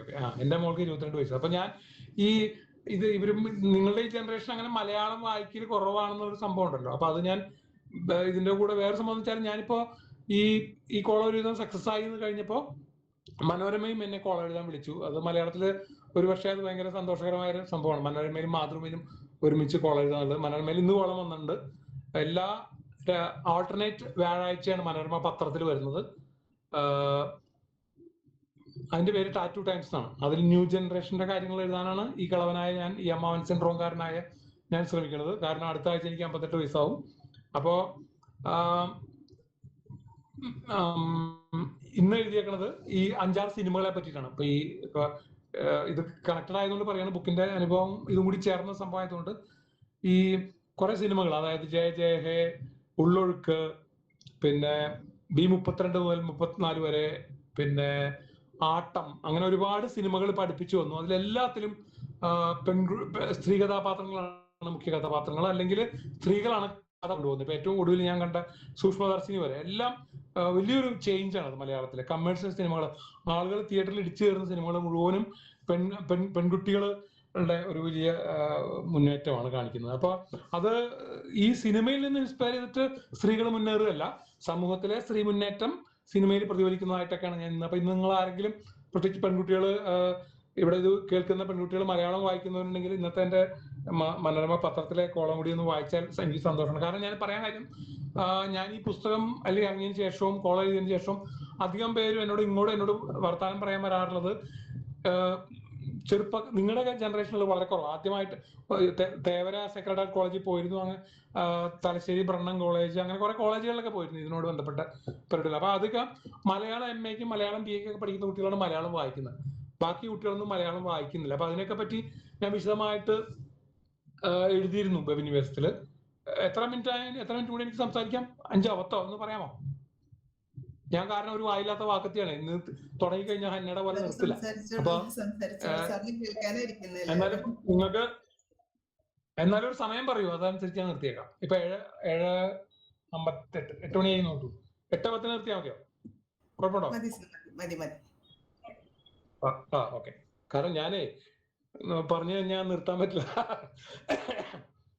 പടിഞ്ഞാറേ മാനത്ത് അമ്പിളിയമ്മാവനും ഉണ്ട്, അതിന്റെ താഴെ വീനസും ഉണ്ട്. നിങ്ങൾ നക്ഷത്ര നിരീക്ഷണത്തെ പറ്റി ഒരു പോസ്റ്റ് സാറിന്റെ വാക്കുകള് കേൾക്കാൻ വേണ്ടി, ഞാനും ഒരു അധ്യാപകനാണ്, അതുകൊണ്ട് തന്നെ താങ്കളെ കേൾക്കാൻ ഏറെ ആഗ്രഹിക്കുന്ന ഒരാളാണ് ഞാൻ. താങ്കളെ ഒരു സാഹിത്യ അക്കാദമിയിൽ നമ്മൾ നേരിട്ട് പരിചയപ്പെട്ടിട്ടുണ്ട്. അതൊക്കെ ഞാൻ പിന്നീട് പറയാം. ഞാനപ്പോ ഹന്ന ഭയങ്കര എന്താ പറയാ, ഒരു ഭയങ്കര വെറൈറ്റി ആയിട്ട് എല്ലാം, ഞാൻ വിചാരിച്ചേക്കണ ഈ ഭൂമിയിൽ ഏറ്റവും വെറൈറ്റി ആയിട്ടുള്ള ഭ്രാന്തം മനുഷ്യൻ ഞാനാണ്. അപ്പൊ ഹന്നയുടെ താല്പര്യങ്ങളും അതുപോലെ ചെല്ലുന്ന പോലെ തോന്നി എനിക്ക്. ഒരു കാര്യം മാത്രം എനിക്ക് പറയാതെ വിട്ടുപോയാലൊരു സങ്കടം തോന്നിയത്, അതായത് ഞാൻ ഭയങ്കര നക്ഷത്ര നിരീക്ഷകനാണ്. ഞാൻ പൊളിറ്റിക്കൽ സയൻസ് ആണ് പഠിച്ചിരുന്നത്. ഇപ്പൊ ഞാനിപ്പോ വണ്ടി ഓടിക്കുമ്പോ എന്റെ മുകളില് മൂണിനെയും വീനസിനെയും കാണാം. അപ്പൊ മൂണിനെയും വീനസിനെയൊക്കെ പറ്റിയ നമ്മുടെ അതിലൊരു ലേഖനം എന്റെ നക്ഷത്ര നിരീക്ഷണത്തെ പറ്റിയായിരുന്നു. ഒന്നുകൂടെ കുറെ സ്ഥലത്ത് നക്ഷത്ര നിരീക്ഷണം കടന്നു വരുന്നുണ്ട്, കാരണം എന്റെ ഒരു പേഴ്സണൽ ഹോബി ആയതുകൊണ്ട്. അപ്പൊ ഹന്ന അതും കൂടി, പ്രത്യേകിച്ച് എന്താണ്, വെളിയത്ത് നാട്ടുകാരിയായ ഹന്ന, വെളിയത്തുനാട് എന്ന് പറയുമ്പോൾ പുഴയുടെ അടുത്തല്ലേ, അപ്പൊ ഈ നക്ഷത്രങ്ങളെ കറക്റ്റ് ആയിട്ട് കാണാൻ പറ്റും. ഇപ്പൊ നിങ്ങൾ പടിഞ്ഞാട്ട് നോക്കുമ്പോൾ ആർക്കെങ്കിലും വിസിബിലിറ്റി പുറത്തൊക്കെ ഉണ്ടെങ്കിൽ പടിഞ്ഞാട്ട് ആകാശത്തേക്ക് നോക്കുമ്പോൾ കുറച്ച് താഴെയായിട്ട് വലിയ ലൈറ്റ് പോലെ വീനസ് ഉണ്ട്, ശുക്രൻ. അപ്പൊ ഇത് ഭയങ്കര രസമുള്ള സംഭവം ഈ നക്ഷത്ര നിരീക്ഷണം. അപ്പൊ ഞാനിപ്പോ ഇടയ്ക്കിടയ്ക്ക് എന്തെങ്കിലുമൊക്കെ നക്ഷത്ര നിരീക്ഷണം, കാരണം അതിന് ഇപ്പൊ നല്ല ആപ്പ് കിട്ടും, സ്റ്റെല്ലാറി എന്ന് പറഞ്ഞിട്ട് നമ്മുടെ മുകളിലുള്ള ഏതൊക്കെ നക്ഷത്രങ്ങളായിരുന്നു. ഇപ്പൊ ഞാൻ പറഞ്ഞു വന്നപ്പോൾ കാട് കയറി പോയെന്ന് വെച്ചാൽ, ഇങ്ങനെയുള്ള പുതിയ ജനറേഷനായിട്ട് അധികം ഇന്ററാക്ട് ചെയ്യാൻ പറ്റില്ല. എനിക്ക് 80 വയസ്സ് കഴിഞ്ഞ് ഒത്തിരി വായനക്കാരുണ്ട്. അത് എനിക്ക് വലിയ സന്തോഷം ഉണ്ടാക്കുന്ന കാര്യമാണ്. കാരണം അവർക്ക് ആർക്കും അങ്ങനെ നെറ്റ് ഉപയോഗം, അങ്ങനത്തെ മറ്റേ സ്മാർട്ട് ഫോൺ ഇല്ലാത്തവരൊക്കെയാണ്. പ്രശസ്തരായ വ്യക്തികൾ കുറെ പേരുണ്ട് അതിന്റെ കൂട്ടത്തിൽ. അവരൊക്കെ ഭയങ്കരമായിട്ട് ചിലപ്പോൾ റെഗുലർ ആയിട്ടൊക്കെ തന്നെ റെസ്പോൺസ് ചെയ്യുന്നുണ്ട്. അതെനിക്ക് ഭയങ്കര എക്സൈറ്റ്മെന്റ് വരുന്ന, വളരെ കിക്ക് തരുന്ന ഒരു സാധനമാണ് ഈ 80 വയസ്സ് കഴിഞ്ഞ വായനക്കാർ. അതുപോലെ തന്നെ എനിക്ക് പ്രാധാന്യം തോന്നുന്നവരാണ് ഇങ്ങനെ എന്റെ മകളുടെ ജനറേഷൻ. ഇപ്പൊ എന്റെ മോളൊന്നും ഇത് വായിക്കില്ല. മോളൊക്കെ സ്കൂൾ ഇംഗ്ലീഷ് മീഡിയത്തിലാണ് പഠിച്ചത്. അതുപോലെ ഇപ്പൊ ലോ പഠിക്കുകയാണ് രാജസ്ഥാനിൽ. അപ്പൊ അങ്ങനെ ആ ഒരു ജനറേഷനിൽ എങ്കിലും പലയിടത്തും കുട്ടികൾ വായിക്കുന്ന ടീച്ചർമാരൊക്കെ പറഞ്ഞിട്ടുണ്ട്. ഇപ്പൊ +2 പഠിക്കുന്ന ഇപ്പൊ എന്റെ 2-3 ലേഖനങ്ങൾ ഇപ്പോ ബികോമിനൊക്കെ കാലിക്കറ്റിലൊക്കെ ഈ യൂണിവേഴ്സിറ്റി ലേഖനങ്ങൾ സിലബസിന്റെ ഭാഗമാക്കി. അങ്ങനെയൊക്കെ പുതിയ ജനറേഷനോട് ഇന്ററാക്ട് ചെയ്യാനായിട്ട് ഭയങ്കര ഒരു എന്താ പറയാ ക്യൂരിയോസിറ്റി ഉണ്ട്. കാരണം വെബിനെ പറ്റി പറയുമ്പോൾ അതിന്റെ ഉസ്താദുമാര് ശരിക്കും ഈ പുതിയ ജനറേഷനാണ്. അതിന്റെ യേശുക്രിസ്തുവിനെ പറ്റി സ്നാപക യോഹന്നാൻ പറഞ്ഞിട്ടുണ്ട്, സെന്റ് ജോൺ പറഞ്ഞിട്ടുണ്ട്, എനിക്ക് പിന്നാലെ വരുന്നവന്റെ ചെരുപ്പിന്റെ വാറഴിക്കാൻ പോലും ഞാൻ യോഗ്യനല്ലെന്ന്. അതുപോലെ ഈ ഇന്റർനെറ്റിനെ പറ്റി ആകുമ്പോൾ നമ്മുടെ പിന്നാലെ വരുന്ന കുട്ടികളുടെ ഷൂസിന്റെ ലേസ് കെട്ടാൻ പോലും ഇവിടെ ഇത് കേട്ടുകൊണ്ടിരിക്കുന്ന സാറുമാർക്കും എനിക്കും അധ്യാപികമാർക്കും ഒന്നും യോഗ്യതയില്ല. അപ്പൊ ഒരു ഞങ്ങളുടെയൊക്കെ ജനറേഷനെ ഇപ്പൊ ഇവിടുത്തെ പഠിപ്പിക്കുന്ന സാറുമാരൊക്കെ എന്നെക്കാളും വളരെ താഴെ 5-10 വർഷമൊക്കെ താഴെ ആയിരിക്കും ഞാൻ വിചാരിക്കുന്നു. അവരെ കൂടി ഉൾപ്പെടുന്ന എന്റെയൊക്കെ ഒരു ജനറേഷനെ ഞാൻ കരുതുന്നത് ഒരു സാൻഡ്വിച്ച് ജനറേഷൻ ആണ്. നമ്മളെ ഇങ്ങനെ നമ്മുടെ മക്കൾ പൊളിറ്റിക്കൽ കറക്റ്റ്നെസ് പഠിപ്പിച്ചുകൊണ്ടിരിക്കുകയാണ്. ഇപ്പൊ ഈ ഹന്നയൊക്കെ വീട്ടിൽ ഒടുക്കത്തെ പൊളിറ്റിക്കൽ കറക്റ്റ്നെസ് പഠിപ്പിക്കലായിരിക്കും വാപ്പേനൊക്കെ. തടിയാണോ എന്ന് ചോദിക്കാൻ പാടില്ല, കല്യാണം കഴിച്ചോ എന്ന് ചോദിക്കാൻ പാടില്ല, കുട്ടികളുണ്ടോ എന്ന് ചോദിക്കാൻ പാടില്ല. അപ്പൊ നമ്മള് ഇവിടെ ഇപ്പൊ ഇടയ്ക്ക് കയറി സംസാരിച്ച സാറും ഞാനും ഒക്കെ ഈ സൽബുദ്ധി പഠിക്കുന്നത് നമ്മുടെ മക്കൾ പഠിപ്പിച്ചിട്ടാണ്. അല്ലേ സാറേ? സാറ് കേൾക്കുന്നുണ്ടോ? ഹലോ ഹലോ കുഴപ്പമില്ല. അപ്പൊ ഞാനിപ്പോ ഈ നമ്മളെ ഒരു ജനറേഷൻ എന്ന് പറഞ്ഞാൽ 2 തലമുറയിൽ നിന്ന് ഗുണദോഷം അനുഭവിച്ച തലമുറയാണ്. നമ്മളെ അച്ഛനമ്മമാരെ തലമുറ നമ്മളെ വലുതായിട്ട് ഗുണദോഷിച്ചു, ചട്ടം കെട്ടി നമ്മളെ ചൂരിലെടുത്ത് പഠിപ്പിച്ചു. ഇപ്പൊ നമ്മുടെ മക്കൾ നമ്മളെ പഠിപ്പിക്കുകയാണ്, അതാണ് ഇതാണെന്നും പറഞ്ഞു. അപ്പൊ അത് നമുക്ക് നെഗറ്റീവായിട്ട് വേണം വിചാരിക്കാം. പക്ഷെ ഞാനതിനെ പോസിറ്റീവായിട്ട് എടുക്കുന്നു. 2 തലമുറകളിൽ നിന്നും പഠിക്കാൻ ഭാഗ്യം കിട്ടിയ, 2 തലമുറകളാൽ പഠിപ്പിക്കപ്പെടാൻ ഭാഗ്യം കിട്ടിയ ഒരു ഭാഗ്യം ചെയ്ത തലമുറയാണ് ഞങ്ങളെന്ന് വിചാരിക്കുന്നത്. അതുകൊണ്ട് ഇതിന്റെ ഈ 2 തലമുറകൾക്കിടയിൽ ഇരുന്നുകൊണ്ട് ഇത് എഴുതാൻ പറ്റിയത് എനിക്ക് വലിയ സന്തോഷമുണ്ട്. ഞാനിതിന് യോഗ്യനാണെന്ന് വെച്ചാൽ എനിക്ക് വേറെ പലതും ഒക്കെ എഴുതാനായിരുന്നു ആഗ്രഹം. പക്ഷെ ഇങ്ങനെ ഒരു യാദൃശ്യമായിട്ട് നിയോഗം പോലെ എൻ്റെ അടുത്തേക്ക് വന്നു. ഇത് എഴുതാൻ നല്ല ആൾക്കാര്, കാരണം ഇപ്പൊ എനിക്കധികം ഇൻസ്റ്റാഗ്രാമിനെ പറ്റി അങ്ങനെ എഴുതാൻ പറ്റാറില്ല. കാരണം ഞാനിങ്ങനെ ഇൻസ്റ്റാഗ്രാം ഉണ്ട്, 1000 പേരൊക്കെ എന്താ കുറച്ച് പേരൊക്കെ ഉണ്ടെങ്കിൽ പോലും നമ്മള് ഇൻസ്റ്റാഗ്രാം എന്ന് ഒരു മനഃപൂർവ്വം ചെറുപ്പമാവാൻ വേണ്ടിയുള്ള ശ്രമം പോലെയാവുള്ളൂ. ഞാൻ നാച്ചുറലായിട്ട് താറാവ് വെള്ളത്തിലേക്ക് എന്ന പോലെ ഞാൻ ചാടി പോകുന്നത് എപ്പോഴും ഫേസ്ബുക്കിലേക്കും ട്വിറ്ററിലേക്കും ആയിരിക്കും, അല്ലെങ്കിൽ ലിങ്ക്ഡിനിലേക്കും ആയിരിക്കും. ഇൻസ്റ്റാഗ്രാം എന്ന് പറഞ്ഞാൽ അത് വേറൊരു ഗ്രാമമാണ്. അപ്പൊ നിങ്ങളുടെ തലമുറയുടെ, അപ്പൊ ആ പുതിയ തലമുറയുടെ പ്രശ്നങ്ങളാണ് ഞാൻ എപ്പോഴും ഇതിൽ നിന്നൂടെ മനസ്സിലാക്കാൻ ശ്രമിക്കുന്നത്. അങ്ങനെയാണ് ഇതെല്ലാം ഇങ്ങനെ എഴുതിക്കൊണ്ട് ഇതിനൊക്കെ പറ്റി ആലോചിക്കുകയും ചെയ്തുകൊണ്ട് അതൊരു ഭയങ്കര എന്താ പറയാ, ഇപ്പൊ അധ്യാപകർ നിങ്ങളെല്ലാവരും ടീച്ചർമാരാകാൻ പോവാണ്. അതിന്റെ ഒരു സംഭവം എന്ന് വെച്ചാൽ പുതിയ ജനറേഷനായിട്ട് എപ്പോഴും ടച്ചിൽ ആയിരിക്കാൻ പറ്റും പഠിപ്പിക്കാൻ പോയി കഴിയുമ്പോൾ. അങ്ങനെ വലിയ ഗുണമുണ്ടായിരുന്നു ടീച്ചിങ്ങിന്. അപ്പൊ എന്റെ അമ്മയൊക്കെ ഇപ്പൊ ആലോചിച്ച് നോക്കുമ്പോൾ പല എങ്ങനെയാണ് അമ്മയൊക്കെ, അമ്മ ടീച്ചറായിരുന്നു, സ്കൂൾ ടീച്ചറായിരുന്നു, പറവൂരും ചേന്നമംഗലത്തൊക്കെ പഠിപ്പിച്ചിരുന്നു. അപ്പൊ അമ്മയൊക്കെ എങ്ങനെ യങ്ങായിരുന്നു എന്നുള്ളതിന്റെ ഒരു എനർജിയോടുകൂടി ഇരുന്നതിന്റെ വെച്ചാൽ പുതിയ ജനറേഷനായിട്ട് ടച്ച് ആയിട്ടിരിക്കുക എന്നുള്ളത്. അപ്പൊ നിങ്ങളും അതുപോലെ തന്നെയാണ് ചെയ്യാൻ പോണത്. നിങ്ങൾ ഭാഗ്യം ചെയ്ത കുട്ടികളാണ്. ഈ ജനറേഷനിലൊക്കെ B.Ed പഠിക്കുന്ന കുട്ടികളൊക്കെ എങ്ങനെയുള്ള കുട്ടികളായിരിക്കും, ഏതാവരുടെ family background. I wish I was there. നിങ്ങളുടെ കോളേജിൽ വന്നിട്ട് നിങ്ങളെയൊക്കെ നേരിട്ട് കണ്ട് നിങ്ങളുടെയൊക്കെ മുഖങ്ങൾ കണ്ടിട്ട് സത്യമായിട്ട് ഇന്നിപ്പോ ഹന്നമോള് പറഞ്ഞപ്പോൾ എനിക്ക് എന്ത് ഭയങ്കരമായിട്ട് I wish I was there എന്നുള്ളൊരു ഫീലിംഗ് വന്നു. കാരണം അത്രയും ഒരു ഡീപ്പായിട്ട് അതിലേക്ക് ഇറങ്ങിച്ചെന്നു. ഞാൻ എന്റെ പുസ്തകമോ എന്റെ ചിന്തകളോ അർഹിക്കാത്ത തരത്തിലുള്ള വളരെ മൈന്യൂട്ടായിട്ട് അന്ന് ഞാൻ എന്നോട് ചോദിച്ചു പുസ്തകം വായിച്ചിട്ടില്ലെന്ന് പറഞ്ഞു. അപ്പൊ എന്റെ മനസ്സിലൊരു പേടി എന്താ വെച്ചാൽ, ഈ കുട്ടി ഇത് വായിക്കാനൊന്നും പോകുന്നില്ല, അതിന്റെ ബ്ലർബൊക്കെ വായിച്ച് ചിലപ്പോ ഇപ്പോഴും വളരെ ബുദ്ധിപൂർവ്വം അങ്ങനെ അവിടെയൊക്കെ വായിച്ച് ചെയ്തതായിരിക്കും, ചിലപ്പോ അറിഞ്ഞൂടാ. എന്നാലും ഞാൻ പറയാണ്, അങ്ങനെ ഒരു ഏണസ്റ്റ് എഫർട്ട് എടുത്ത പോലെ നമുക്ക് തോന്നും അത് കേട്ട് കഴിയുമ്പോൾ. അത്രയ്ക്കുള്ള അപ്പൊ ഈ ഒരു പുസ്തകം ഇതൊരു ചുമ്മാ നമ്മൾ എന്താ പറയാ, ഈ സാഹിത്യ പാരായണത്തിനെ കൃഷ്ണൻ നായർ പഠിച്ചിരുന്ന ലിറ്റററി ജേർണലിസം എന്നാണ്. ഇത് ഡിജിറ്റൽ ജേർണലിസം, ഡിജിറ്റൽ എന്താ പറയാ ലോഗ് പുസ്തകം പോലെ എല്ലാവരുടെയും കുറച്ച് നല്ല പോസ്റ്റുകളൊക്കെ പറ്റി എഴുതുന്ന ഒരു സംഭവമായിട്ട് മാത്രമേ ഇത് തോന്നിയിട്ടുള്ളൂ. അപ്പൊ അതിനെ പറ്റി പോലും ഇങ്ങനെ ഡീറ്റെയിൽ ആയിട്ട് പഠിക്കാനായിട്ട് അന്നെ ഞാൻ നിങ്ങളുടെ ഒരു പ്രതിനിധിയായിട്ട് കണക്കാക്കുകയാണ്. ഈ അവിടുത്തെ എല്ലാ കുട്ടികളും, ഇപ്പൊ സ്വാഗതം പറഞ്ഞ ആളും അധ്യക്ഷം വഹിച്ച ആളും എല്ലാം അവരുടെ പ്രസംഗം കേട്ടപ്പോൾ, പ്രത്യേകിച്ച് നിങ്ങൾ ഡിഗ്രിയും കൂടി കഴിഞ്ഞ് അല്ലെങ്കിൽ പി ജിയും കൂടി കഴിഞ്ഞ് കുറച്ചും കൂടി മെച്യൂർഡ് ആയ, കുറച്ചും കൂടി ഒരു പാലത്തിന്റെ മുകളിൽ നിൽക്കുന്ന ആൾക്കാരാണ്. അതുകൊണ്ട് അതിന്റെ ഒരു വ്യത്യാസം കാണും. എങ്കിലും എനിക്ക് വലിയ നിങ്ങളുടെ ഒരു ഡെഡിക്കേഷനിൽ വലിയ പ്രതീക്ഷ തോന്നുന്നുണ്ട്. കാരണം നിങ്ങൾക്ക് ഇനി ഒരു പുസ്തകം വായിക്കുമ്പോൾ എങ്ങനെയാണ് വായിക്കേണ്ടത് എന്നുള്ളതിനൊക്കെ ഒരു ഇത് കിട്ടും. കുറെ വലിയ പുസ്തകങ്ങൾ ഇപ്പൊ നിങ്ങൾ ഇങ്ങനെ മലയാളം പുസ്തകങ്ങളൊക്കെ അധികം ചർച്ച ചെയ്യാതെ, നമ്മളെ പോലുള്ള ചെറിയ ചെറിയ പുസ്തകങ്ങൾ ചർച്ച ചെയ്യാതെ വലിയ വലിയ പുസ്തകങ്ങൾ ചർച്ച ചെയ്യാൻ എന്തെങ്കിലും ഗൈഡൻസ് തരണമെങ്കിൽ തരാം. ഞാൻ മിക്കവാറും എപ്പോഴും യൂണിവേഴ്സിറ്റിയിൽ എപ്പോഴും എന്തെങ്കിലും ഒരു പുസ്തകത്തിനെ പറ്റി ചുരുങ്ങിയത് ഒരു ലക്കത്തിൽ ഒരു പുതിയ പുസ്തകത്തെ പറ്റിയെങ്കിലും മിക്കവാറൊക്കെ ഈടായിട്ട് പ്രത്യേകിച്ച് എഴുതാറുണ്ട്. അങ്ങനെയുള്ള ഇംഗ്ലീഷ് പുസ്തകങ്ങൾ കൂടി ചർച്ച ചെയ്യാൻ ശ്രമിക്കുക. ഇപ്പൊ ഞാൻ ഇപ്പോ 8:06 അപ്പൊ ഒരു കാര്യം കൂടി പറഞ്ഞ് അവസാനിപ്പിക്കാം. ഇപ്പൊ എന്റെ മോളുടെ ഒക്കെ അവരൊക്കെ മലയാളം വായിക്കുന്നില്ല, അച്ഛൻ എഴുതിയ പുസ്തകം മോള് വായിക്കുന്നില്ല, അച്ഛന്റെ പങ്ക്തി മോള് വായിക്കുന്നില്ല, അച്ഛന്റെ 2 പങ്ക്തികളെ മോള് വായിക്കുന്നില്ല എന്നൊക്കെ ഉള്ളൊരു സങ്കടമുണ്ട്. പക്ഷെ അത് ഞാൻ വിചാരിച്ചത്, നമ്മുടെ ഈ വലിയ എഴുത്തുകാരുണ്ടല്ലോ, പാബ്ലോ നെരൂദ, മാർക്കേസ് ഒക്കെ നിങ്ങൾക്ക് അറിയാലോ, അവരൊക്കെ അവരുടെ ഭാഷയിലല്ല എഴുതിയത്. അവരുടെ നാട്ടിൽ അവരുടെ സ്പെയിനിന്റെയും പോർട്ടുഗലിന്റെ ഒക്കെ വലിയ കോളനികളായിരുന്നു ഈ സൗത്ത് അമേരിക്കയിലെ രാജ്യങ്ങൾ. നമ്മുടെ ഗബ്രിയൽ ഗാർസിയ മാർക്കസ് കൊളംബിയക്കാരനാണ്, നെറൂദ ചിലിക്കാരനാണ്, പിന്നെ യോസ എന്ന് പറയുന്ന വലിയ എഴുത്തുകാരൻ പെറുക്കാരനാണ്. ഇവരൊക്കെ സ്പെയിനിന്റെ വലിയ കോളനികളായിരുന്നു. അതുപോലെ ബ്രസീല്, ഇപ്പൊ ആൽക്കെമിസ്റ്റ് ഒക്കെ എഴുതിയ പൗലോ കൊയ്ലോയുടെ ബ്രസീല് പോർച്ചുഗീസിന്റെ കോളനിയായിരുന്നു.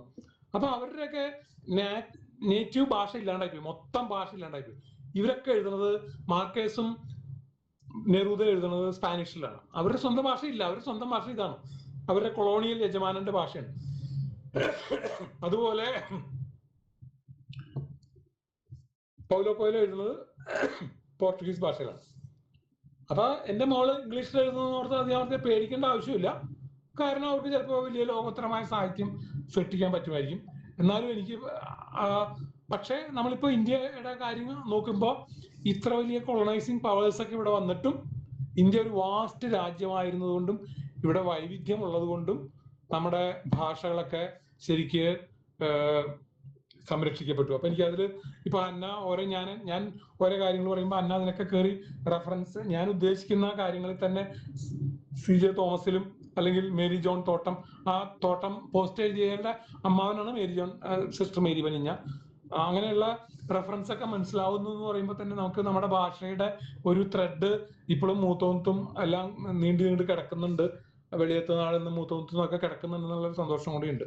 അപ്പൊ എന്റെ മോള് രചന ചിലപ്പോ മലയാളം ഉപേക്ഷിച്ചെന്ന് വരും, എന്നാലും അതിന്റെ തുടർച്ചകൾ മൂത്തോന്നത്തും വെളിയത്ത് നാടും അങ്ങനെ നിങ്ങളുടെ ബാക്കിയുള്ള കുട്ടികളുടെ സ്ഥലപ്പേരുകൾ എനിക്ക് അറിയുന്നില്ല, അവിടെയൊക്കെ ഉണ്ടാവുന്നു. അങ്ങനെ പ്രാദേശിക ഭാഷയുടെ ശക്തികൾ, ഇപ്പോ നെറൂദ എത്ര മനോഹരമായിട്ട് അവരുടെ ലോക്കൽ ലൈഫ് എഴുതിയിരുന്നെങ്കിലും ഐലാനഗ്ര എന്ന് പറഞ്ഞൊരു ബുക്ക് ഉണ്ട് നെറൂദയുടെ, ഐലാനഗ്ര. അപ്പൊ പഴമ്പള്ളി തുരുത്ത് എന്ന് പറഞ്ഞ, പഴമ്പള്ളി തുരുത്തിലുള്ള ആരെങ്കിലും ഇപ്പൊ ഇവിടെ ഈ ഇത് കേട്ടോണ്ടിരിക്കുന്നത് ഞാൻ ഊഹിക്കുകയാണ്, പഴമ്പള്ളി തുരുത്തോ പുത്തമ്പരിക്കരോ. അപ്പൊ വലിയ പഴമ്പള്ളി തുരുത്തുനിന്ന് നിങ്ങളൊരു വലിയ പഴമ്പള്ളി തുരുത്തി എന്ന് പറയുന്ന ആള് വലിയ പഴമ്പള്ളി തുരുത്തുനിന്ന് ഇംഗ്ലീഷിലൊരു ബുക്ക് എഴുതി, ഇംഗ്ലീഷ് കവിതകളുടെ ബുക്ക് എഴുതുന്ന പോലെയാണ് നെറൂദയുടെ ബുക്ക്. അതായത് ഈ നെറൂദയുടെ ഈ പുസ്തകം, കവിതാ പുസ്തകം ഐലാനഗ്ര എന്നാണ് പേര്. അതിന്റെ പേര് സ്പാനിഷിലാണ്, അതായത് അദ്ദേഹത്തിന്റെ കൊളോണിയൽ യജമാന്റെ പേര്. പക്ഷെ അവിടുത്തെ ഐലാനഗ്രയിലെ ജീവിതത്തെ പറ്റിയാണ് അതിൽ എഴുതിയിരിക്കുന്നത്. അപ്പൊ അതുപോലെ പഴമ്പള്ളി തുരുത്തിലുള്ള ഒരാൾക്ക് പഴമ്പള്ളി തുരുത്ത് എന്ന് ഇംഗ്ലീഷിൽ എഴുതിയിട്ട്, അല്ലെങ്കിൽ എന്താ പറയാ ബനാന ഐലൻഡ് എന്തെങ്കിലുമൊക്കെ പേരിട്ടിട്ട് ഇംഗ്ലീഷിൽ ഒരു നോവലൊക്കെ എഴുതാൻ പറ്റും. അതിലൊരു പെശകില്ല എന്നാണ് ഞാൻ പറഞ്ഞു വരുന്നത്. പക്ഷെ എങ്കിലും ഇന്ത്യയിലെ ഈ എല്ലാ ഭാഷകളും ഈ സൗത്ത് അമേരിക്കയിലെ ഭാഷകൾ പോലെ ഇല്ലാണ്ടായില്ല. അതിനർത്ഥം നമ്മുടെ ഭാഷകൾക്ക് പാബ്ലോ നെരൂദയുടെയും മാർക്കേസിന്റെയും ഭാഷകളൊക്കെ വലിയ ശക്തി ഉണ്ടെന്നുള്ളതാണ് അതിന്റെ അർത്ഥം. ഇൻഹെറന്റ് ആയിട്ടുള്ള വളരെ വലിയ ശക്തി ഉണ്ടെന്നർത്ഥം. പക്ഷെ അവര് എഴുതിയ പോലത്തെ വലിയ സാഹിത്യം എഴുതാൻ നമുക്ക് പറ്റിയിട്ടില്ല ഇതുവരെ. ഈ ലാറ്റിൻ അമേരിക്കൻ എഴുത്തുകാരൊക്കെ എഴുതിയ നോവലുകളൊക്കെ പോലത്തെ വലിയ ഞെട്ടിപ്പിക്കുന്ന നോവലുകളൊന്നും എഴുതാൻ പറ്റില്ല. അത് നമ്മുടെ ജീവിതാനുഭവങ്ങളുടെയും നമ്മുടെ ജോഗ്രഫിയുടെയും പല പല പ്രശ്നങ്ങളോടായിരിക്കും. അപ്പോൾ ഞാനിങ്ങനെ അങ്ങനെ ഒരു വലിയ തോതിൽ നിങ്ങളോട് കടപ്പെട്ടിരിക്കുന്നു ഞാൻ. കാരണം പുതിയ ജനറേഷൻ ഇതിനെപ്പറ്റി എന്ത് പറയുന്നത് എനിക്ക് വലിയ താല്പര്യം ഉണ്ടായിരുന്നു. ഞാൻ അന്ന് ഹന്നയോട് സംസാരിച്ചപ്പോ എനിക്ക് വലിയ പ്രതീക്ഷയൊന്നും ഉണ്ടായിരുന്നില്ല, വായിക്കാൻ പോകണമെന്നുള്ള പറഞ്ഞ്. അപ്പൊ പക്ഷെ വളരെ എന്താ പറയാ, അങ്ങനെ ഓടിച്ചു വായിച്ചില്ലെങ്കിൽ പോലും നല്ല ഗ്രാസ്പ് ചെയ്യാനൊക്കെയുള്ള ഒരു കഴിവുണ്ട് എന്ന് എനിക്ക് മനസ്സിലായി. അപ്പൊ ഇങ്ങനത്തെയൊക്കെ പുസ്തകങ്ങൾ പിടിച്ചേൽപ്പിക്കാതെ വലിയ വലിയ പുസ്തകങ്ങൾ, നല്ല ഇംഗ്ലീഷ് പുസ്തകങ്ങളും നല്ല ഡെപ്ത് ഉള്ള വെർട്ടിക്കൽ പുസ്തകങ്ങൾ, വലിയ ആഴമുള്ള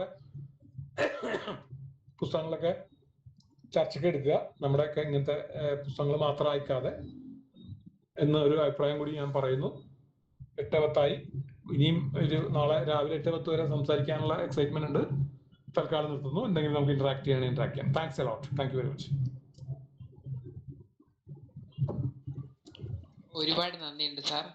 സാറിന്റെ അനുഭവങ്ങളും അഭിപ്രായങ്ങളും ഒക്കെ പങ്കുവച്ചതിന്, ഞങ്ങളുടെ ഈ ചെറിയ പരിപാടിക്ക് സാറിൻ്റെതായിട്ടുള്ള മാർഗനിർദ്ദേശങ്ങളും അഭിപ്രായങ്ങളും ഒക്കെ തന്നതിന് ഒരുപാട് നന്ദിയുണ്ട്. അപ്പൊ ഈ ഇത്രയും കേട്ടതിൽ വെച്ച് ആർക്കെങ്കിലും സാറോടോ എന്നോടോ എന്തെങ്കിലും ചോദിക്കാനോ പുസ്തകത്തെ പറ്റി എന്തെങ്കിലും അഭിപ്രായങ്ങളോ നിർദ്ദേശങ്ങളോ ഉണ്ടെങ്കിൽ ഒന്ന് പറഞ്ഞാൽ സന്തോഷമായി.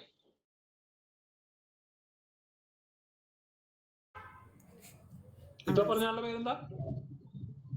എന്റെ പേര് വിശ്വാസ് എന്നാണ് സാർ. എവിടെയാ വീട്? എവിടെയാ? കോഴിക്കോട് മുക്കം. കോഴിക്കോട് മുക്കം. ഓക്കെ. നമ്മുടെ മറ്റേ ഒരു വീട് നമ്മുടെ മൊയ്തീന്റെ നാട് അല്ലേ? അതെ. എന്ന് സ്വന്തം മൊയ്തീൻ. ഇരുവഴിഞ്ഞിപ്പുഴ എന്താണ്? ഇരുവഴിഞ്ഞിപ്പുഴ അല്ല, ഡയലോഗ് അറബിക്കടലിലാണെങ്കിൽ എന്റെ ഫ്രണ്ട് ആ കഥ ആദ്യമായിട്ട് കൊണ്ടുവന്നേ ബ്ലോഗിൽ കൂടെ. PT മുഹമ്മദ് സാദിഖ് എന്ന് പറഞ്ഞ 500 എന്ന് പറഞ്ഞ ബ്ലോഗിൽ കൂടെയാണ്, ഈ നവമാധ്യമത്തിൽ കൂടെയാണ് ആ കഥ ആദ്യമായിട്ട് ലോകം അറിഞ്ഞത്. ഓക്കെ, ശരി, thank you.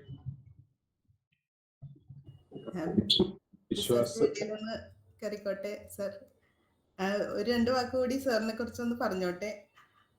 Sir Mahatma Gandhi university 1989 കലാപ്രതിഭയായിരുന്നു. അതോടൊപ്പം 87, 88, 89 കാലഘട്ടങ്ങളിൽ ചെറുകഥയ്ക്ക് 1ാം സമ്മാനം, 2ാം സമ്മാനം, 1ാം സമ്മാനം ഇത്തരത്തിൽ വാങ്ങിയിട്ടുള്ള ഒരു വ്യക്തി കൂടിയാണ്. ഇതിൻ്റെ ഇടയിൽ ഒരു ചോദ്യം ചോദിക്കണം എന്ന് കുറേ നേരമായി മനസ്സിൽ കിടക്കുന്നു, അതുകൊണ്ടൊന്ന് ചോദിക്കുകയാണ്. സാറ് ഈ നമ്മുടെ നഖക്ഷതങ്ങളിൽ ആ ഒരു പാട്ടിൻ്റെ കാര്യയിൽ എഴുതിയിട്ടുണ്ടല്ലോ, അതിൻ്റെ സാറിൻ്റെ ഒരു ബാലപംക്തിയിലൊരു കവിത വന്നു എന്നുള്ളത്. അപ്പോൾ ആ ഒരു സമയത്ത് സാറിനുണ്ടായിരുന്ന ഒരു എക്സൈറ്റ്മെന്റ് എങ്ങനെയായിരുന്നു എന്നൊന്ന് വിശദീകരിക്കാമോ? ഞാൻ ബാലപംക്തിയിലാണ് ആദ്യമായിട്ട് എഴുതിയ മാതൃഭൂമിയിൽ. അന്ന് കുഞ്ഞുണ്ണി മാഷായിരുന്നു അത് ഹാൻഡിൽ ചെയ്തിരുന്നത്, കുട്ടേട്ടൻ എന്ന് പറഞ്ഞിട്ട്. അപ്പൊ ഞാനൊരു കവിത എഴുതി അയച്ചു, അത് അതിൽ അടിച്ചു വന്നു. അപ്പൊ അന്ന് അതിലൊരു ചെറിയ ഖണ്ഡകാവ്യം ഇങ്ങനെ ഖണ്ഡശ ഇങ്ങനെ വന്നുകൊണ്ടിരിക്കുന്നുണ്ട്. അപ്പൊ അത് ഒരു മുതിർന്ന ആൾ എഴുതുന്നതാണ്. ബാലഭക്തിയിൽ എപ്പോഴും കുട്ടികളും വിദ്യാർത്ഥികളൊക്കെ എഴുതുക. പക്ഷെ ഒരാളെ കൊണ്ട് മാത്രം അവര് വലിയൊരാളെ കൊണ്ട് എഴുതിപ്പിച്ചിരുന്നു. അതിങ്ങനെ വലിയൊരു ബോക്സിലാണ് കൊടുത്തിരുന്നത്. കൃഷ്ണകഥ, ശ്രീകൃഷ്ണന്റെ കഥ ഒരു കേശവൻ നമ്പൂരി എന്ന് പറഞ്ഞ ആൾ എഴുതിയതാണ് അതിൽ കൊടുത്തിരുന്നത്. അപ്പൊ എന്റെ കവിത അതിന്റെ സൈഡിലായിട്ട് വന്നു. അത് കഴിഞ്ഞ് ഏതാണ്ട് ഒരു കൊല്ലം കഴിഞ്ഞപ്പോ നഖക്ഷതങ്ങൾ എന്ന് പറഞ്ഞ സിനിമ വന്നു. അപ്പൊ അതില് നായകൻ വിനീത് രാമു എന്നാണ് അവന്റെ പേര് തോന്നുന്നു. അപ്പൊ പണ്ടൊക്കെ എന്നോട് പറയാറുണ്ട്, ആ സമയത്ത് ഞാൻ MA ഒക്കെ പഠിക്കുമ്പോൾ മഹാരാഷ്ട്രയൊക്കെ പഠിക്കും, എനിക്ക് വിനീതിന്റെ ചായ എന്നൊക്കെ പറയാം. അങ്ങനെ ഒരു സംഭവം കൂടി ഉണ്ടായിരുന്നു. അപ്പൊ ഈ വിനീത് ബാലഭക്തിയിലേക്ക് ഒരു കവിത അയക്കും, അതിൽ അച്ചടിച്ചു വരും. അപ്പൊ അച്ചടിച്ചു വരുമ്പോ ആ മാതൃഭൂമി കാണിക്കുന്നുണ്ട്. ഈ മോനിഷയുടെ ഫസ്റ്റ് പടമാണ്, വിനീതിന്റെ ഫസ്റ്റ് പടമാണ്. അവര് ഗുരുവായൂർ വെച്ച് ഗുരുവായൂർ ഇങ്ങനെ സന്ദർശിക്കുമ്പോഴാണ് ഈ ബാലഭക്തിയിൽ അച്ചടിച്ച കവിത ഇറങ്ങുന്നത്, ഈ മാതൃഭൂമി ഇറങ്ങുന്നത്. അപ്പൊ ഞാൻ ഈ വിനീതിന്റെ കവിത നവാതിഥി എന്ന് പറഞ്ഞ കവിതയായിട്ടാണ് കൊടുക്കുന്നത്. നവാതിഥി എന്ന് പറഞ്ഞ കവിത ഈ കേശവൻ നമ്പൂരിയുടെ കവിതയുടെ മുകളിൽ ഒട്ടിച്ചിട്ട് ഒരു ബോക്സിന്റെ ഉള്ളിൽ കൊടുത്തിരിക്കുന്നു. തൊട്ടടുത്ത് എന്റെ കവിതയും കാണാം. അപ്പൊ മോനിഷ ഇതിങ്ങനെ തുറന്നു പിടിക്കും ഈ വീക്കിലി. അപ്പൊ എനിക്ക് ഭയങ്കരമായിട്ട് എന്റെ കവിത അത് ഭയങ്കര ഒരു തിയേറ്ററിൽ ഇരുന്നിട്ട് ഞാനേ കണ്ടുള്ളൂ എന്ന് പറഞ്ഞിട്ടില്ലേ നമ്മുടെ നന്ദൻ എന്ന് പറഞ്ഞ സിനിമയിൽ, അതും ഒരു ഗുരുവായൂർ സിനിമയാണല്ലോ, അതിനെ കണ്ടുള്ളൂ എന്ന് പറഞ്ഞ പോലത്തെ ഒരു എക്സൈറ്റ്മെന്റ് ആണ് ഞാൻ തിയേറ്ററിൽ നിന്ന് അനുഭവിച്ചത്. അത് ആരോട് പറഞ്ഞാൽ മനസ്സിലാവില്ല, നമ്മുടെ കവിതയാണ് കാണുന്നത്. എന്നാൽ കാണാനൊന്നും പറ്റില്ലല്ലോ, കാരണം ഒരു ബുക്ക് ഇങ്ങനെ പിടിക്കണമല്ലേ. അപ്പൊ അതില് പക്ഷെ ആ ബാലഭക്തിയുടെ ലോഗോന്റെ താഴെയായിരുന്നു എന്റെ കവിത. തൊട്ടിപ്പുറത്ത് വലത്തുവശത്ത് ഈ നവാതിഥി എന്ന് പറഞ്ഞ കവിതയാണ്. അതിൽ എന്നിട്ട് മോനിഷ മഞ്ഞൾ പ്രസാദവും നെറ്റിയിൽ ചാർത്തി, അത് കേകയിലോ മറ്റോ എഴുതിയേക്കണമെന്നാണ്. മഞ്ഞൾ പ്രസാദവും നെറ്റിയിൽ ചാർത്തി മഞ്ഞൾ കുറിയും മുണ്ടു ചുറ്റി ഇന്നെന്റെ മുറ്റത്ത് പൊന്നോണ പൂവേ നീ വന്നു ചിരി തൂകി നിന്നു. അത് കേകയോ മഞ്ചരി ഏതാണെന്ന്, മഞ്ചരിയാന്നോ. അപ്പൊ അത് പിന്നെ പാട്ടായിട്ട് നമ്മൾ സിനിമയിൽ കേൾക്കുകയാണ്. അപ്പൊ അതൊരു ഭയങ്കര ഒരു വല്ലാത്തൊരു എക്സ്പീരിയൻസ് ആയിരുന്നു. Thank you sir. Krishna sir. സാറേ, നമ്മുടെ ഈ ബിഗ് ബാസ് കോളേജ് വിദ്യാർത്ഥി യൂണിയന്റെ ചെയർപേഴ്സണും കൂടിയാണ്. മറ്റേ ഏത് കോളേജിൽ? കാലിക്കറ്റ? ഇല്ല, ഇപ്പൊ സംസാരിച്ച ഞങ്ങൾ ഈ പ്രോഗ്രാമിന്റെ അധ്യക്ഷത വഹിക്കുന്ന ബിശ്വാസ് നിങ്ങളുടെ കോളേജിന്റെ? നമ്മുടെ അപ്പൊ സാറിന് ഞങ്ങളിങ്ങനെ വേറൊരു കാര്യത്തിനും കൂടെ ഈ അവസരത്തിൽ ക്ഷണിക്കുകയാണ്. അടുത്ത മാസം ജനുവരി 13-ാം തീയതിയോടുകൂടി നമ്മുടെ കോളേജ് യൂണിയന്റെ ഉദ്ഘാടനം സാറ് നിർവഹിക്കും. ചെയർപേഴ്സൺ കൂടിയാണ് ബിശ്വാസ്. ഞാൻ സാറിനെ വേറെ ഒഫീഷ്യലി വിളിക്കാം കൂടെ പറഞ്ഞാണ്. അത് സാറിന് എന്നെയൊക്കെ നേരിട്ട് കാണാനും പറ്റും.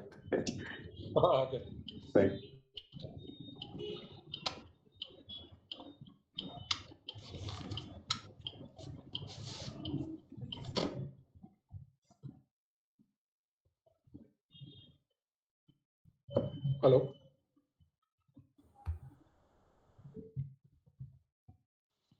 ഹലോ, ആരെങ്കിലും എന്തെങ്കിലും അഭിപ്രായങ്ങളോ നിർദ്ദേശങ്ങളോ കൂടുതൽ പങ്കുവയ്ക്കാൻ? ഹലോ, കേൾക്കാമോ? ഹലോ, കേൾക്കാം. ഞാൻ അവിടുത്തെ ഒരു പൂർവ്വ വിദ്യാർത്ഥിയാണ്. മിക്കവാറും ഈ പങ്ക്തിയില് എത്താറുണ്ട്. ഇപ്പോ സാറ് ഗ്രൂപ്പിൽ ഇട്ടിട്ടുള്ള ഈ പോസ്റ്റർ കണ്ടപ്പോ ഓടി വന്നതാണ്. കാരണം സ്ഥിരം വായനക്കാരിയാണ്. അഭിനിവേശത്തിന്റെ പുസ്തകമായത് ഞാൻ വാങ്ങിച്ചിട്ടില്ല, അത് വാങ്ങിക്കുന്നുണ്ട്. പക്ഷെ സ്ഥിരമായിട്ട് മാതൃഭൂമി ആഴ്ചപ്പതിപ്പ് പുറകേന്ന് എല്ലാ പുസ്തകങ്ങളും നമ്മള് ഇങ്ങനെ ആദ്യം മുതലുള്ള പേജിൽ നിന്ന് തുടങ്ങുമ്പോ മാതൃഭൂമി കൈ കിട്ടിക്കഴിഞ്ഞാൽ പുറകുന്നാണ് തുടങ്ങുക. കാരണം അവിടെ അഭിനിവേശം ഉള്ളത് കൊണ്ട് വളരെ സന്തോഷമുണ്ട്. അപ്പൊ ഇത് സാറാണ് ഇന്നത്തെ അതിഥി കണ്ടപ്പോ വേഗം ഓടി വന്നതാണ്. അപ്പോ വളരെ സന്തോഷം സാറിന്റെ അനുഭവങ്ങളും. സത്യം പറഞ്ഞാൽ പുതിയ കുട്ടികളെ, ഞാൻ 2003 അവിടെ നിന്ന് പോകുന്നതാണ്. ഇപ്പോ പുല്ലൂറ്റ് സ്കൂളിൽ വർക്ക് ചെയ്യാണ് ടീച്ചറായിട്ട്. അപ്പോ പുതിയ കുട്ടികളുടെ ഒരു സ്പന്ദനം അറിയാനായിട്ട് ഏറ്റവും കൂടുതൽ സഹായിക്കുന്നത് എന്നെ സംബന്ധിച്ച് അഭിനിവേശമാണ്. അപ്പൊ ആ ഒരു സന്തോഷം സാറിനെ അറിയിക്കുകയാണ്. വളരെ ആകാംക്ഷയോടുകൂടി ഇപ്പോഴും എന്റെ കയ്യില് ഈ ലക്കത്തെ മാതൃഭൂമി ആഴ്ചപ്പതിപ്പ് കയ്യിലുണ്ട്.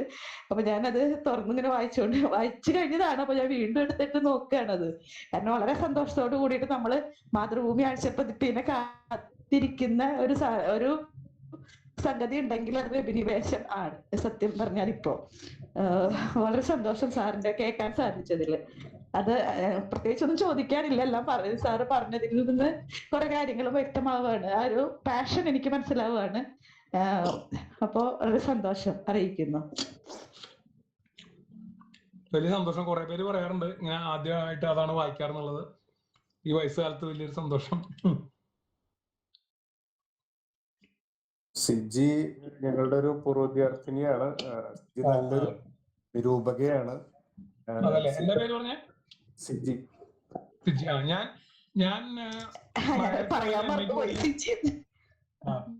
ഞാൻ മഹാരാജി കോളേജിൽ പഠിക്കുമ്പോ എന്റെ ജൂനിയർ ആയിരുന്നു MA-ക്ക് ഷാജി എബ്രഹാം, മൂവാറ്റുപുഴക്കാരൻ. പുള്ളി അവിടെ പഠിച്ചിട്ടുണ്ട് BEd. ഞാൻ മഹാരാജാസ് ആണ് കേട്ടോ. 2001-ലാണ് 2002 പാസ് ഔട്ടാണ്. മഹാരാജാസ് ആണ് എന്റെ. മലയാളം? അതെ, മലയാളമാണ്. എന്റെ ജൂനിയർ മാനസി പഠിച്ചിരുന്ന ആള് മാലിങ്ങര പഠിച്ചിരുന്നു. അല്ല, സോറി, BEd കോളേജിൽ പഠിച്ചിരുന്നു. പുള്ളി ഇപ്പൊ അമേരിക്കയിലാണ്, ടീച്ചറല്ല. അതല്ലേ? ഓക്കെ.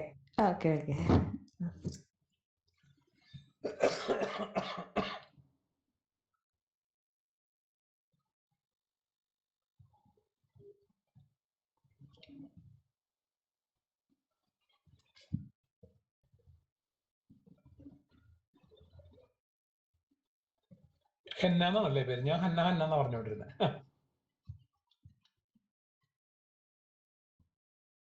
ഹലോ, ഹെന്ന എന്നാണ് പേര്.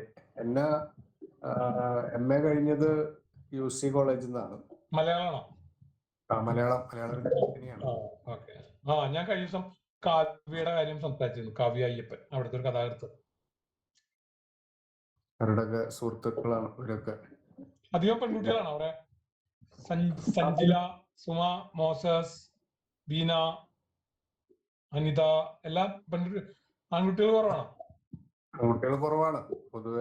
ടീച്ചർമാര് ആൺകുട്ടികള് മാഷ് എന്നുള്ള വാക്ക് തന്നെ ഇല്ലാണ്ടായിപ്പോ, ടീച്ചറേ എന്ന് മാത്രമായിപ്പോ വാക്ക്, അല്ലേ?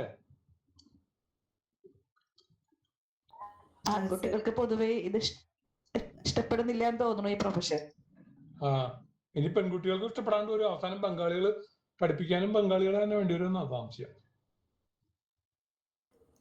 സാറേ, നമ്മുടെ ഒരു പൂർവ്വ വിദ്യാർത്ഥി Kozhikode passport regional passport officer ആയിട്ടുള്ള അരുൺ മോഹൻ ഉണ്ട്. ഇതില് അരുൺ ഒരു 2 വാക്ക് സംസാരിക്കുന്നതായിരിക്കും. അരുൺ. നമസ്കാരം ടീച്ചറെ, നമസ്കാരം മാഷെ, നമസ്കാരം എല്ലാവർക്കും. നമസ്കാരം.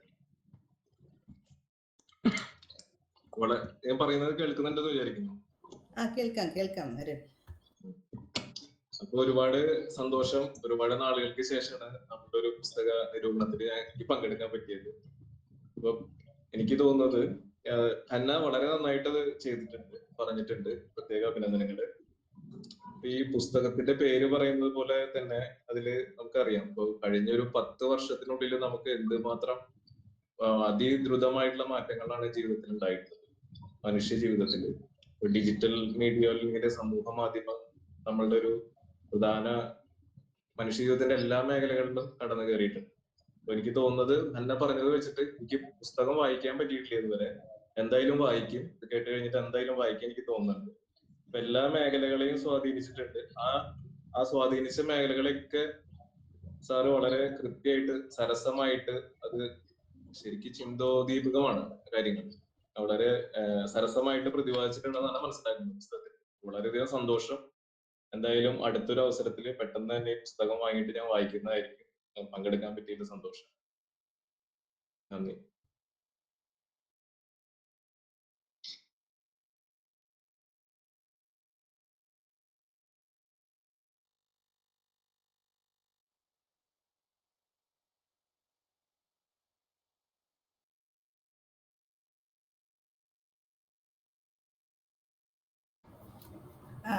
സാറേ, അതിൻ്റെ ഇടയിൽ ഒരു കാര്യം കൂടി ഒന്ന് ചോദിച്ചോട്ടെ.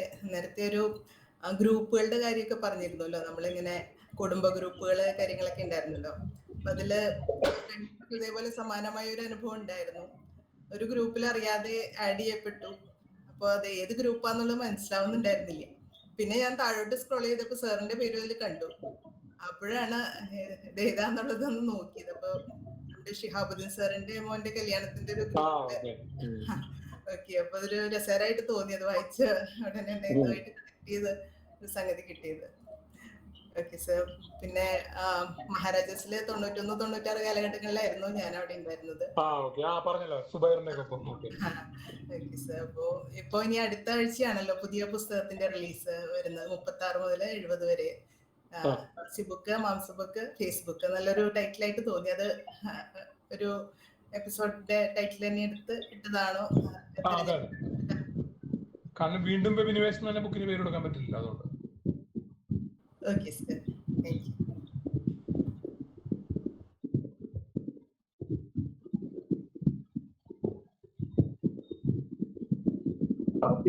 സംസാരിപ്പിക്കുന്നു.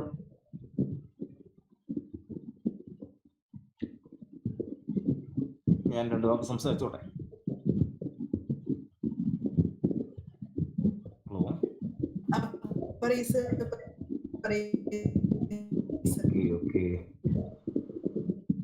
ഇന്നത്തെ ഈ യോഗത്തിന്റെ കാരണഭൂതനായിരിക്കുന്ന ആദരണീയനായ ശ്രീ റാം മോഹൻ അവർകളെ, എൻ്റെ അഭിവന്ദ്യ ഗുരു ഡോക്ടർ KS കൃഷ്ണകുമാർ അവർകളെ, SNM ട്രെയിനിങ് കോളേജിലെ മറ്റ് അധ്യാപക, അനധ്യാപക, വിദ്യാർത്ഥി സുഹൃത്തുക്കളെ, വായന എന്നത് പുതുതലമുറയ്ക്ക് അപ്രാപ്യമാണ് എന്ന് കരുതുന്ന ചില ആളുകളുടെ എങ്കിലും ധാരണകളെ അസ്ഥാനത്താക്കിക്കൊണ്ട് പ്രിയപ്പെട്ട ഹെന്നമോള് അവതരിപ്പിച്ച ആ ഒരു പുസ്തക നിരൂപണം എന്താണ് അതിനെക്കുറിച്ച് പറയേണ്ടതെന്ന് എനിക്കറിയില്ല. കാരണം അത്രമാത്രം അത് എന്താണ് പറയേണ്ടത്, തൊട്ടും തൊടാതെയും പോകുന്ന പല ഭാഗങ്ങളെയും സ്പർശിച്ചുകൊണ്ട് ഹെന്ന അവതരിപ്പിച്ചത് അതീവ ഹൃദ്യമായിട്ടുള്ള ഒരു നിരൂപണമായിരുന്നു എന്നത് പറയാതെ പോയാൽ അത് കാലത്തോട് ഞാൻ ചെയ്യുന്ന ഒരു അനീതിയായിരിക്കും എന്നാണ് എനിക്ക് തോന്നുന്നത്. നിങ്ങൾക്ക് ഇപ്പൊ എൻ്റെ ശബ്ദം മാത്രമേ കേൾക്കുന്നുള്ളൂ അല്ലേ? എന്നെ കാണണം തോന്നുന്നുണ്ടോ? ഉണ്ടോ? പറയൂ, ആരെങ്കിലും പറഞ്ഞോളൂ.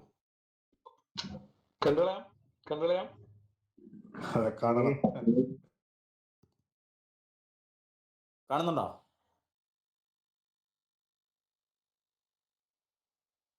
കാണാൻ പറ്റുന്നുണ്ടോ? എനിക്കറിയില്ല. ഒരു മിനിറ്റ് ഒറ്റ മിനിറ്റ്.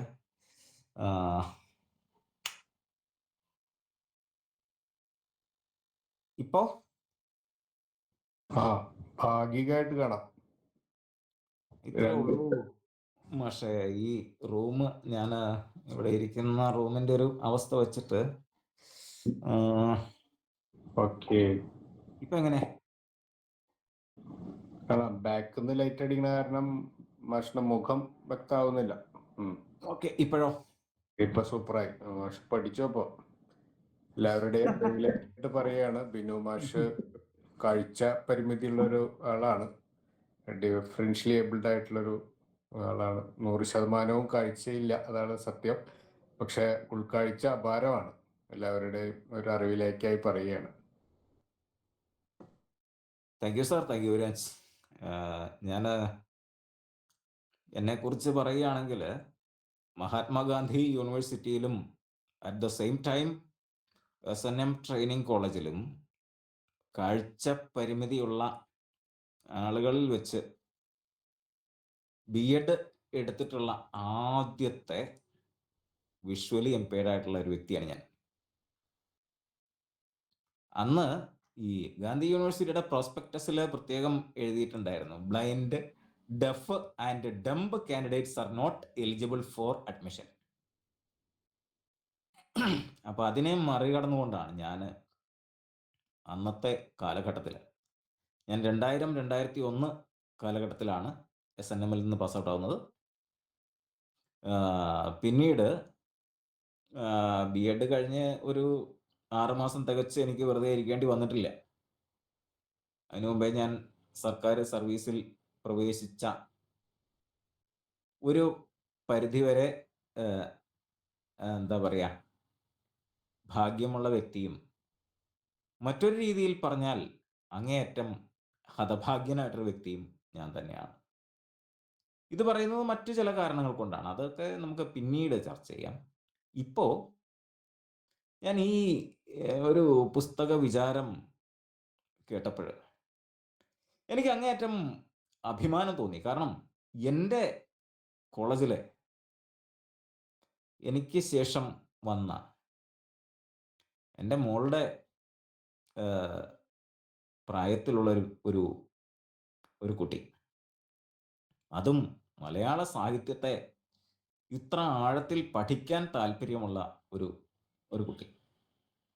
ഞാൻ സത്യം പറഞ്ഞാൽ എനിക്ക് ആ കുട്ടിയോട് എന്താ പറയേണ്ടതെന്ന് എനിക്ക് അറിയുന്നില്ല.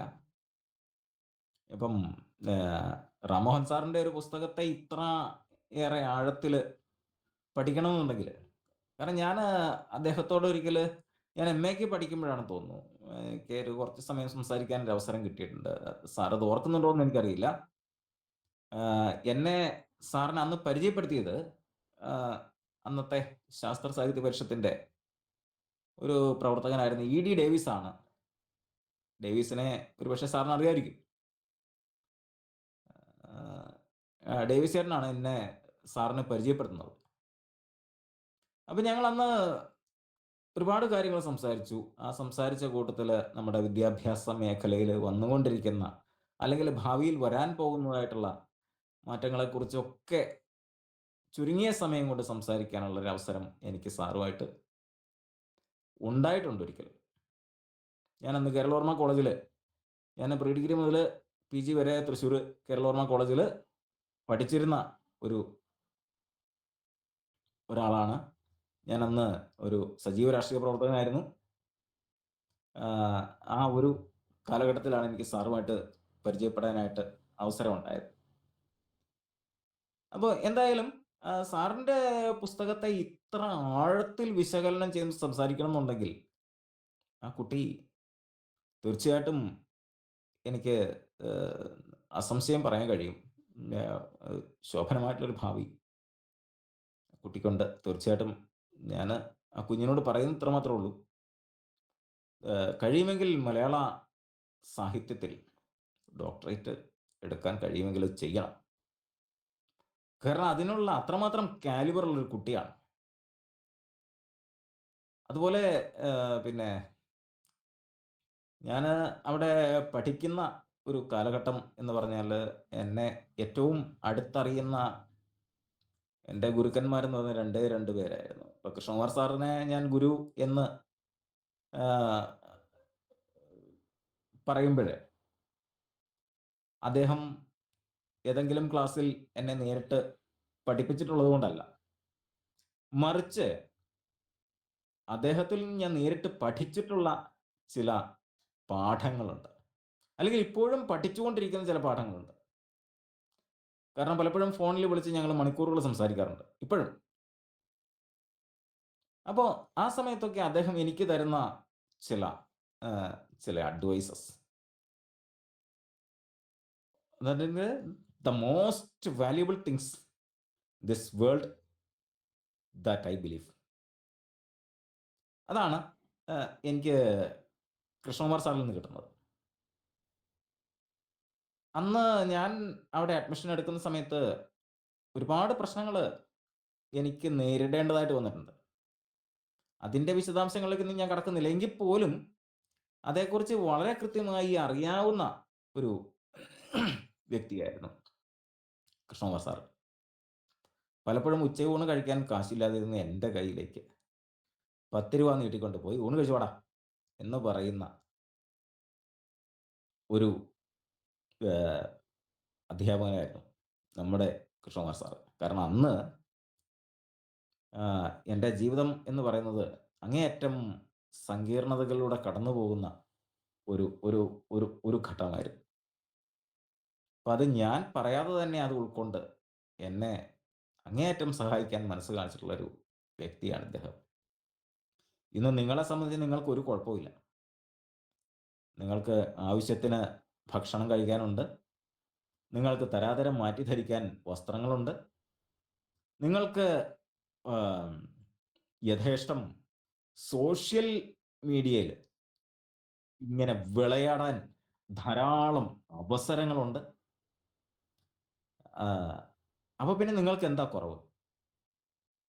എന്നാൽ ഞാൻ പറയുന്നു, നിങ്ങൾക്ക് കുറവുകളേ ഉള്ളൂ.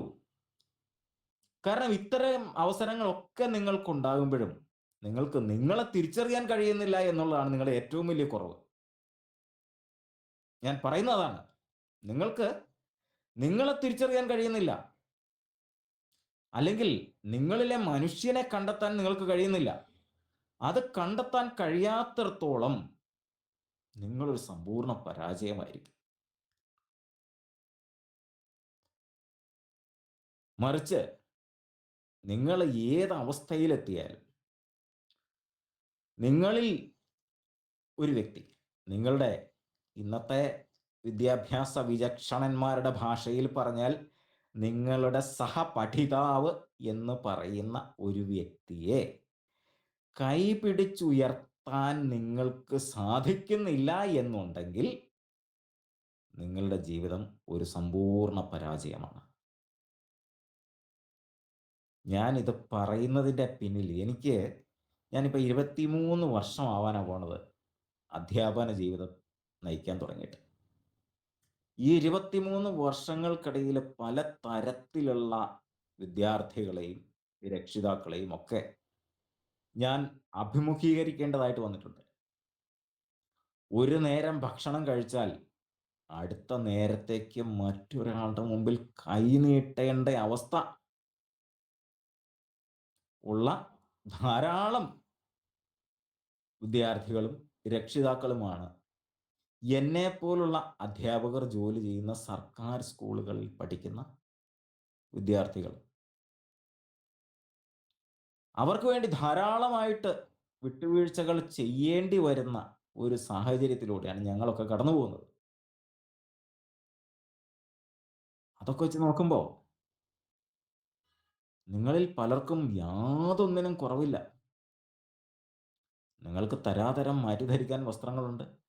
നിങ്ങൾക്ക് ഓരോ സമയവും ഇഷ്ടപ്പെട്ട ഭക്ഷണം കഴിക്കുന്നതിന് വേണ്ടി നിങ്ങളുടെ രക്ഷിതാക്കൾ നിങ്ങൾക്ക് വേണ്ടി പണം ചെലവാക്കാൻ തയ്യാറാണ്, സദാസമയവും തയ്യാറാണ്. നിങ്ങൾ ഉപയോഗിച്ചുകൊണ്ടിരിക്കുന്ന ഒരു സ്മാർട്ട് ഫോണിന് എന്തെങ്കിലും ഒരു ചെറിയ തകരാറുണ്ടായാൽ അത് വാങ്ങി ഗണപതിക്ക് നാളികേരം ഉടയ്ക്കുന്ന പോലെ തറയിലെറിഞ്ഞ് തല്ലിപ്പൊട്ടിച്ച് കളഞ്ഞ് നിങ്ങൾക്ക് പുതിയ ഫോൺ വാങ്ങി തരാൻ സദാസന്നദ്ധരായിട്ടുള്ള രക്ഷിതാക്കളുണ്ട്. അപ്പൊ പിന്നെ എന്താ നിങ്ങൾക്ക് കുറവ്? പക്ഷേ ഞങ്ങളൊക്കെ പഠിച്ചിരുന്ന കാലത്ത് പലപ്പോഴും വറ്റൽമുളക് കുത്തിച്ചാലിച്ച് വെളിച്ചെണ്ണ ഒഴിച്ച് അതുകൂട്ടി കഞ്ഞി കുടിച്ചിരുന്ന കാലമാണ് ഞങ്ങൾക്കുണ്ടായിരുന്നത്. നിങ്ങൾക്ക് വിശ്വസിക്കാൻ പറ്റുമോ? ഓക്കെ, പക്ഷേ ആഗ്രഹിക്കുന്ന വിശ്വാസാണ്. സമയത്തിന്റെ ചെറിയൊരു പ്രശ്നമുണ്ട്. നമ്മുടെ കുട്ടികൾ ഹോസ്റ്റലിലൊക്കെ ഉള്ളവരായതുകൊണ്ടേ മെസ്സിന്റെ സമയമൊക്കെ കഴിയാറായി എന്ന് പറഞ്ഞ് മെസ്സേജ് ഓക്കെ. അപ്പോൾ ഇത്തരം കാര്യങ്ങൾക്കൊക്കെ ഇടയിൽ നമുക്ക് നമ്മളെ തിരിച്ചറിയണം. നമുക്കിടയിലെ മനുഷ്യനെ തിരിച്ചറിയാൻ കഴിയണം. നമുക്കിടയിൽ കഷ്ടപ്പെടുന്നവരെ തിരിച്ചറിയാൻ കഴിയണം. അപ്പോഴാണ് നമ്മൾ നമ്മളാവുന്നത്. അങ്ങനെ നമുക്ക് ഓരോരുത്തർക്കും നമുക്കിടയിലെ മനുഷ്യനെ, നമുക്കിടയിലെ വ്യക്തിയെ, നമുക്കിടയിലെ ആത്മാക്കളെ, നമ്മുടെ ഓരോരുത്തരുടെയും മനസാക്ഷിയെ തിരിച്ചറിയാനുള്ള ഒരു ആർജവം നിങ്ങൾക്ക് ഓരോരുത്തർക്കും ഉണ്ടാവട്ടെ എന്ന് ആത്മാർത്ഥമായി ആഗ്രഹിച്ചുകൊണ്ട്, അതല്ലെങ്കിൽ വെറുതെ സ്വപ്നം കണ്ടുകൊണ്ട് ഞാൻ എൻ്റെ വാക്കുകൾ അവസാനിപ്പിക്കുന്നു. ഇത്രയും നേരം എന്നെ ശ്രവിച്ച നിങ്ങൾക്ക് ഓരോരുത്തർക്കും നന്ദി, നമസ്കാരം. നന്ദി ബിനു. പക്ഷേ നമ്മൾ സമയം ഇത്രയും എടുത്തത് കൊണ്ട് നമുക്ക് നേരെ പരിപാടിയുടെ സമാപനത്തിലേക്ക് കടക്കാം. ഈ പരിപാടിക്ക് നന്ദി പറയുന്നതിനായിട്ട് നമിതയെ ക്ഷണിക്കുകയാണ്. 2ാം വർഷ മലയാളം PhD വിദ്യാർത്ഥിയായ നമിത. നമസ്കാരം, കേൾക്കുന്നില്ലേ? ഹലോ. രാമോഹൻ പാലിയത്തിന്റെ വെബിനിവേശം എന്ന പുസ്തകമാണ് ഈ ആഴ്ച നമ്മൾ ചർച്ച ചെയ്തത്. വളരെ നല്ലൊരു അവതരണമാണ് ഹെന്ന നമുക്ക് നടത്തി തന്നത്. നേരത്തെ മാതൃഭൂമി ആഴ്ചപ്പതിപ്പിൽ പ്രസിദ്ധീകരിച്ച ഈ ഗ്രന്ഥത്തിലെ ലേഖനങ്ങൾ വളരെ വിജ്ഞാനപ്രദമാണെന്ന് ഈ ഒരു അവതരണത്തിലൂടെ നമുക്ക് മനസ്സിലാക്കാൻ സാധിച്ചു. ഇന്നത്തെ മലയാളികളുടെ തനി സ്വഭാവം ഓരോ ലേഖനത്തിലൂടെയും എഴുത്തുകാരൻ തുറന്നു കാട്ടുന്നുണ്ട്. ഈ ലേഖനത്തിന്റെ ആശയങ്ങൾ നമ്മളിലേക്ക് എത്തിച്ച ഹെന്നയ്ക്ക് ആദ്യം നന്ദി പറയുന്നു. വളരെ എളിമയോടെ തന്നെ ഈ പരിപാടിയിൽ പങ്കുചേർന്ന് ഈ പരിപാടി വൻ വിജയമാക്കാൻ സഹായിച്ച വെബിനിവേശത്തിന്റെ എഴുത്തുകാരനായ രാമോഹൻ പാലിയത്തിന് നന്ദി അറിയിക്കുന്നു.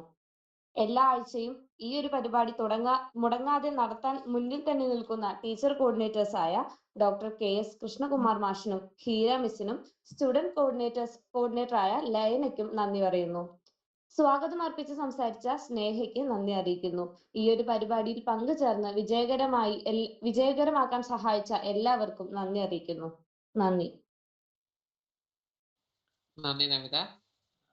വ്യാഴാഴ്ച വായനാഴ്ചയുടെ ഈ ഒരു പതിപ്പ് ഇവിടെ അവസാനിക്കുന്നതായിട്ട് പറയുകയാണ്. മറ്റൊരു പുസ്തകമായിട്ട് നമുക്ക് അടുത്ത വ്യാഴാഴ്ച ഇതേ സ്ഥലത്ത് കണ്ടുമുട്ടാം.